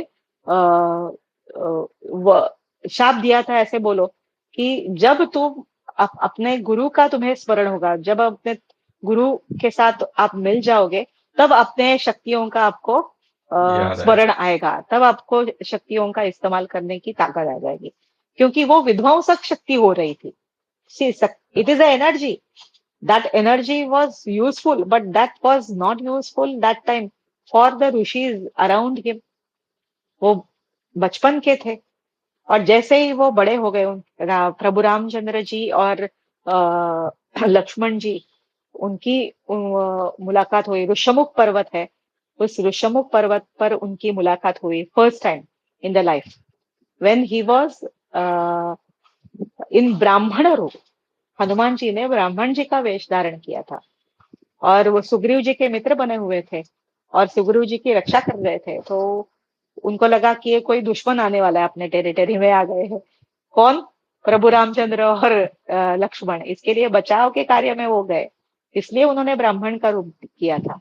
लेकिन जैसे ही वो अपने प्रभु रामचंद्र जी के रूप में आए, उनका हृदय पिघल गया और उन्होंने अपना स्वरूप, जो हनुमान जी का वानर रूप का स्वरूप है, वो धारण किया। अर्थात प्रभु रामचंद्र जी ने भी उनको पहचाना और उनकी फर्स्ट मीटिंग हुई, first love at first sight ऐसे कह सकते हैं आप। तब उनको भक्ति जागृत हो गई, उनके मन में वो तीव्र बुद्धि जागृत हो गई, और उनका मार्ग उस समय, जब उनके लाइफ में भी उनको गुरु मिल गया, मतलब प्रभु रामचंद्र जी, तो उनका लाइफ अलग ही हो गया ना।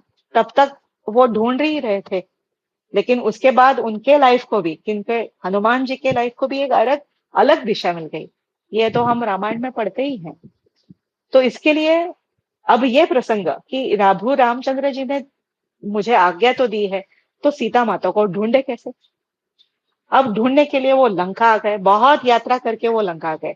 वो वर्णन बहुत है, बहुत सारी बीच में असुर राक्षस, उन्होंने उनको रोकने की कोशिश की, लेकिन बहुत फोकस बुद्धि, तीक्ष्ण बुद्धि और मन एकाग्र करते हुए वायु की गति से उन्होंने लंका में छलांग मारी है। आज की तारीख में कोई नहीं कर पाएगा। और सबसे बड़ा, उनके पास ताकत होते हुए भी वो उसी क्षण सीता माता को ढूंढ के लेके जा सकते थे। उनके पास वो ताकत थी, लेकिन उन्होंने धैर्य रखा, वो दूसरा एक गुण, पेशेंस रखा। क्योंकि इतने सारी वहां पे स्त्रियां हैं, उनमें से सीता माता कौन, ये भी ढूंढना अलग टास्क था। लेकिन उनके हृदय में जो छवि थी सीता माता की, जो राम जी का जाप करने वाली है, मलिन वस्त्र धारण करने करे होंगे उन्होंने, क्योंकि बहुत साल हो चुके, बहुत महीने हो चुके, वो विरह भक्ति में है। तो वही वो स्त्री होगी जो राम जी का जाप कर रही है, और तेजपुंज होंगी। तो इस मन की छवि को उन्होंने साकार रूप में पाया अशोक वाटिका में, जब सीता माता को उन्होंने रोते हुए देखा। जब उसी रात को रावण जी वहां पे आए थे और छल कपट से उनका फिर से अपमान कर रहे थे, लेकिन उसी समय उनकी, रावण जी की जो एक दासी थी, त्रिजटा नाम है उनका, वो त्रिजटा नाम की दासी, उन्होंने सीता माता का संरक्षण किया। क्योंकि वो सीता माता के संरक्षण के कार्य में ही थी वो एक्चुअली। लेकिन जैसे ही रावण जी वहां से निकल गए, वो सीता माता ने उनका तो अपमान ही किया कि मेरे बाल को भी कोई हाथ नहीं लगा सकता है, तुम जाओ इधर से। तो मैं अपनी भाषा में बोल रही हूँ ताकि हमें समझ पाए, लेकिन वो भाषा इतनी सुंदर है, तुलसीदास जी ने इतनी सुंदर भाषा की है, वाल्मीकि रामायण में भी हम पिघल ही जाते हैं वो पढ़ के। तो त्रिजटा भी प्रभु रामचंद्र जी की सेवा में थी, और इसी तरह से सीता माता को उस रात में उन्होंने बिठाया। उसी अशोक वाटिका में प्रभु रामचंद्र जी के सेवक हनुमान जी ऊपर बैठे हुए थे, लेकिन उन्होंने अपना प्रकटीकरण नहीं किया उनके सीता माता के सामने, ये दिखना के लिए, ये पक्का करने के लिए कि यही सीता माता है। पूरी रात भर वो जागते रहे। और हमने बहुत सारे सीरियल देखे हैं रामायण में, और रामानंद जी सागर जी की तो बहुत पहले रामायण की सीरियल होती थी, बहुत सुंदर। That time we must be, मैं तो यंग ही थी, आप भी बहुत बचपन में ही होंगे। बहुत अट्रैक्ट करती थी वो सब देख के, ताकि हमारे मन में जो राम की छवि है, सीता माता की छवि है, वो और भी जागृत हो गई उससे। लेकिन जब हम आगे जाके हम पढ़ते हैं ना, तो पढ़ने के बाद आशीष जी एक और अच्छी प्रतिमा तैयार हो जाती है, जो अपने हृदय से हम उनको पकड़ ले। इसलिए पढ़ना जरूरी है, सबसे जरूरी है। आजकल पन्नों को हिलते ही नहीं है, मोबाइल के स्क्रीन पर ही सब रोल होते रहता है। लेकिन पढ़ने से हमारे अंदर एक मन तैयार हो जाता है, एक विश्वास तैयार हो जाता है और अपना एक जग बनता है। ये मैं अपने अनुभव से बता रही हूँ और इसीलिए वही अनुभव पर ये नरेशन मैं कर रही हूँ। और जब अशोक वाटिका में वो खड़े थे ऊपरी हिस्से पर, वृक्ष पर, तब रामचंद्र जी का जप और कीर्तन वो वृक्ष पर बैठकर कर रहे थे। प्रभु रामचंद्र जी के ओह! गुणगान गा रहे थे और सीता माता नीचे रो रही थी विपिंग स्टेज में। और उनकी तो नींद चली गई थी, इतने दिन कितने रात गए होंगे, उन्होंने तो नींद ली नहीं थी। तब उनके कानों में आवाज आई, अरे प्रभु रामचंद्र जी के गुण गाने वाला कौन है। और मन में उनको विश्वास आया कि कुछ ना कोई कोई इधर है। और उसी समय उन्होंने वो मुद्रिका, सुबह हो रही थी, सीता माता जी के सामने डाल दी। और सीता माता जी को फिर शंका आई, ये तो प्रभु रामचंद्र जी की मुद्रिका है, वो तो अमर है, विजयी है, लेकिन ये मुद्रिका कैसे इधर आई। मतलब दो सवाल उठते हैं, यदि प्रभु रामचंद्र आए हैं इधर, या उनका कोई आदमी आया है, सेवक आया है, या प्रभु रामचंद्र जी, उनको कुछ तो हुआ। तो दो चीजें, एक पत्नी के हिसाब से और एक भक्त के हिसाब से उनके मन वक़्त के में हिसाब से। शंकाएं चालू हो जाती है। और जैसे वो अपनी शंकाओं को रोक ना पाई, उन्होंने तुरंत अपने विश्वास से बोल दिया कि जो भी मुद्रिका डालने वाला है वो सामने प्रकट हो जाए। जब सामने प्रकट हो जाए ये आज्ञा आई, तब हनुमान जी प्रकट हो गए। तो कैसे प्रकट हुए, वो तो वीर रूप है, इतनी लंका को आते क्रॉस करते उन्होंने, लेकिन वीरता का रूप नहीं उन्होंने प्रकट किया, छोटे बच्चे के जैसा, वानर के जैसा प्रकट किया, ताकि उनके मन में अभय रहे, सीता माता के मन में अभय रहे कि जो प्रभु रामचंद्र जी का सेवक आया है, कोई भी आया है, वो मुझे अभय देने वाला है। और सच्ची में उनको वो अभय दृष्टि प्राप्त हुई जब उन्होंने उनसे वार्तालाप किया। और तुलसीदास जी कहते हैं कि नर वानर संग कैसे, सीता माता पूछती है, नर और वानर का संग कैसे हुआ, संग कैसे? बताइए। तो तुलसीदास जी जरूर पढ़िएगा, बहुत सुंदर है। फिर पूरा चरित्र, किष्किंधा कांड से लेकर अयोध्या कांड तक सब चरित्र हनुमान जी उनको बताते हैं। और ये बताने के बाद सीता माता को सच्ची में विश्वास होता है कि मेरे सामने जो अभी खड़े हैं वो न केवल मुझे अभय देने के लिए है, बल्कि वो हृदय से, मन से, वाचा से, काया से प्रभु रामचंद्र जी के सेवक है। और वो ही खुद अपने मन से उनको आप प्रभु रामचंद्र जी के दास है ऐसे ही उनका वर्णन करती है। तो हे प्रभु रामचंद्र की जी के दास, और उनको वो बोलती है, तात आप मेरी रक्षा करें और मुझे यहाँ से लेके जाए, तुरंत लेके जाए अभी। तो ये विश्वास उनके मन में हनुमान जी जागृत करते हैं कि सीता माते आप निश्चिंत रहिए, अभी अभी किसी क्षण भी रामचंद्र जी आ सकते हैं यहाँ पे। तो ये जो निश्चिंतता है, हमारा जीवन कितना असुरक्षित है आज, जितना हम सुरक्षित फील करते हैं उसी लेवल पर हम असुरक्षित भी है। असुरक्षित किस हिसाब से, मन के हिसाब से। फिजिकली तो हम सुरक्षित है, लेकिन मन के हिसाब से हम असुरक्षित है। और वो असुरक्षित मन को सुरक्षित रूप में लाने के लिए भक्ति में से, हनुमान जी की भक्ति हमें उस मार्ग पर लेके जाती है। इसलिए राम रक्षा कवच, हनुमान चालीसा, इन मंत्रों, ये मंत्र ही है, इन मंत्रों का शुरू के रूप में, जैसे सगुण रूप मैंने बताया भक्ति का, वो सगुण रूप में इसकी उपासना हम कर सकते हैं ताकि हम अपने को सुरक्षित महसूस करें। इस तरह से आज का आपका जो सवाल था कि आज के तारीख में एंजाइटीज, स्ट्रेसेस होकर हुए भी हम उसी एंजाइटीज को, उसी स्ट्रेस को हम किस दृष्टिकोण से देखें, वो दृष्टिकोण, वो नजर हमें इस मंत्र या कवच या ऐसी शक्ति हमें अंतर्मुख होने के बाद ही वो मार्ग दिखलाती है। और वही हमारा गुरु है। ये मेरा चिंतन है, ये मेरा कि वही गुरु, सच्चा गुरु वही है। Yes, yes. That is, I think, the permanent answer you are giving to all these problems. Like we try to find solution in all external, maybe medicine, maybe all treatment, but we are at the end feel like we have given money, but we are not really healed of. But you are telling like if you connect to your inner guru, that is one of the, I think, the permanent solution because we are. I think Shastra is also saying that Amar Avinashi, that Atman, that consciousness. I think that is the nature.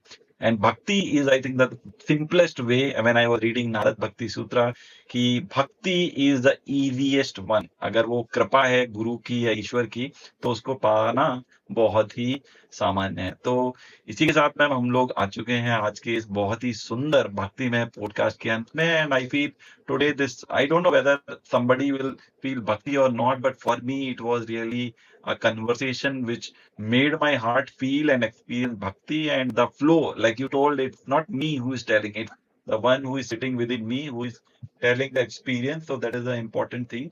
So that is one of the important aspect. And if I give the summary of today podcast, the thing is today we deeply explored the Narada Bhakti Sutra. We know who is Narada, and you told Narada is the full of that knowledge and the wisdom, the one who imparts that knowledge. And then we move into the bhakti aspect, like what is bhakti, why we need the bhakti in this time. Then you connected with the outer problems, like when we explore so many outer things and we feel unfulfilled, then we again go to the inner center that you connected, and that is where the guru is always residing, and we connect to that. And then we further explore what are the various forms of bhakti. Then you mentioned of that sagud bhakti and nirguna bhakti, and you told external environment very important. Move into your aspect, the beautiful story you told of various bhakti, especially the Hanuman and Ram and then Sita that you connected, and Mahabharata, Arjun, so many stories full of bhakti, saints, and how just bhakti can connect you to that higher knowledge. And this was very insight for me. What I learned is generally we see जिसको कुछ नहीं आता वो भक्ति generally करता है, but you don't know भक्ति is not that कि इंटेलेक्चुअली कैसे आपको डिस्क्रिमिनेट करना है, क्या निर्णय लेना है, वो एक इम्पोर्टेंट एस्पेक्ट है। और उसके बाद फिर हमने जाना कि साधना क्या हो सकती है भक्ति के लिए, तो यू वेरी नाइसली टोल्ड कि संग कैसा करना है। हम जो ईश्वर से जुड़े लोग हैं, जो उसकी बातों को पढ़ना है, ईश्वर के बारे में जानना, गुरु से कनेक्ट होना was the centre of the point, और दुसंग से दूर होना, क्योंकि वो हमारे अंदर वापस से जो तामसिक और रजोगुणी वृत्तियां उसको बढ़ाएगा। और अंत में आई थिंक साधना का गोल है कि हम कैसे सतोगुण को बढ़ा सकते हैं और उस इंटरनल एक्सपीरियंस को फील कर सकते हैं। तो I think this was a very deep spiritual podcast, and specially on the occasion of Guru Purnima, which is coming. And I feel it is a grace of God and Guru that we are able to connect through this podcast, man. So, any final message you would like to give at the end, you can share. बस यही message मैं हमेशा अपने मन को देती हूँ कि दृढ़ बनिए संकल्प को, जो भी संकल्प ले रहे हैं। आज कर्म मार्ग पर है, कल ज्ञान मार्ग पर है, परसों भक्ति मार्ग है। मेरे टीचर हमेशा कहते हैं, please Rashmi stop doing this window shopping, spiritual window shopping. जिसको नारद जी Wonderful. बोलते हैं कि भक्ता एकांतिनो मुख्य। तो मेरा मैसेज यही रहेगा कि एकांत मतलब हिमालय में जाओ, हर्मिटेज में जाओ, नहीं बॉस। हमारा हिमालय, हमारा आश्रम यही है जिस आश्रम में हम है। जैसे कि हम गृहस्थ जीवन जी रहे हैं, तो वही हमारा आश्रम है। तो बिना कोई आश्रम छोड़े हुए, मतलब जो भी हम जिस आश्रम में है, वो आश्रम में रहते हुए अपने ईश्वर के प्रति, जो भी हमारी ईश्वर की इमेज है, मैं इसमें कोई रिलीजन का उच्चार ही नहीं करने वाली हूँ, जो भी हमारा रिलीजन है, उस रिलीजन के हमारे ईश्वर पर हम दृढ़ बने रहे। और सामने वाला भी ईश्वर का ही रूप है, जिसको हम कहते हैं कि सर्वाभूति परमेश्वर। सिर्फ सगुण मूर्ति में ही नहीं, कि सामने वाला जो है, जो भी है, बूढ़ा, Wonderful. Young, Yeah. Teacher, friend, जो भी है, मालिक या सेवक, वो ईश्वर का अंश है। तो हमें उनसे वार्तालाप जो हमारा होना चाहिए, वो बहुत पोलाइट होना चाहिए। यही मेरा मैसेज रहेगा। बहुत सुंदर ma'am, and I am very grateful to you और कि with you smile face. That is very important, and that is I think what bhakti, और जब मैं भक्ति के बारे में पढ़ रहा था तो भक्ति का फल ही भक्ति है, कि जब भक्ति ही आप करते हैं तो हमें इतनी अंत में कुछ मिलेगा, भक्ति only you get, so that is a very interesting thing, and so this is very great, भक्ति I का think on Anand Yatra, yeah, we भक्ति का explore आशीष today जी, hmm, भक्ति का साधन भी भक्ति है, भक्ति का माध्यम भी भक्ति है, साधन भी भक्ति है, फल भी भक्ति है, और भक्ति करने वाला जो है वो भी भक्ति ही है, भक्त ही है। तो सब कुछ भक्ति है। Wonderful. So, ma'am, with that, I think we will conclude the podcast here, and I feel again we will connect to go more deeper into that bhakti aspect. And I would like to request all of you, those who enjoyed this whole podcast, you can share it with your friends, family, and comment as well, so we can know your thoughts and how we can upgrade the things. And you can check out the whole podcast on Spotify also after 24 hours of release. So thank you so much. We will again Thank meet you, thank in you, new thank you podcast so with much. some new guests. Thank you so much for joining us. Thank you. Thank you.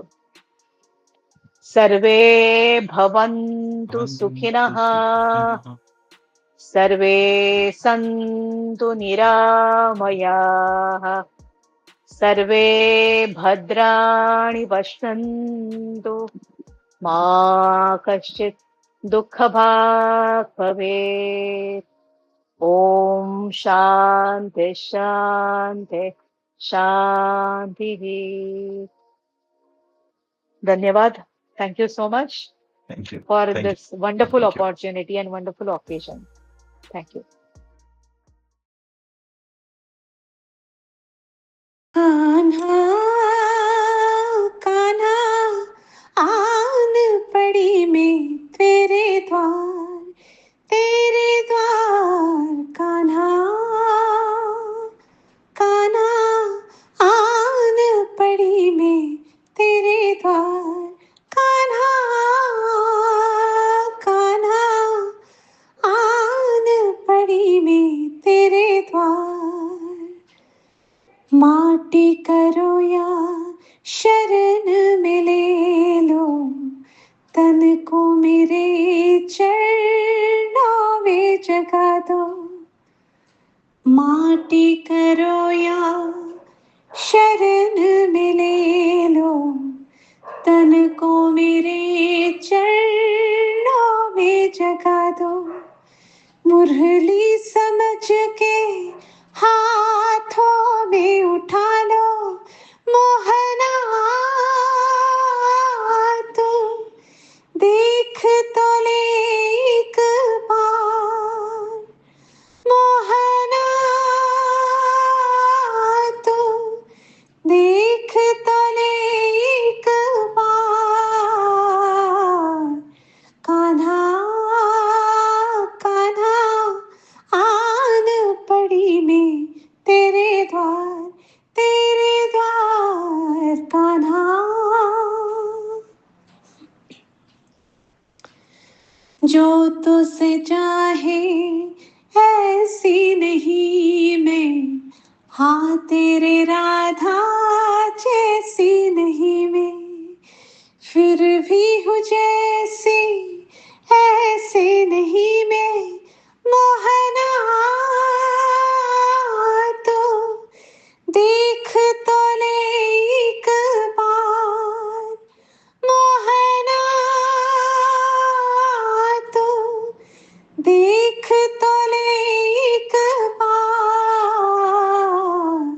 Kanha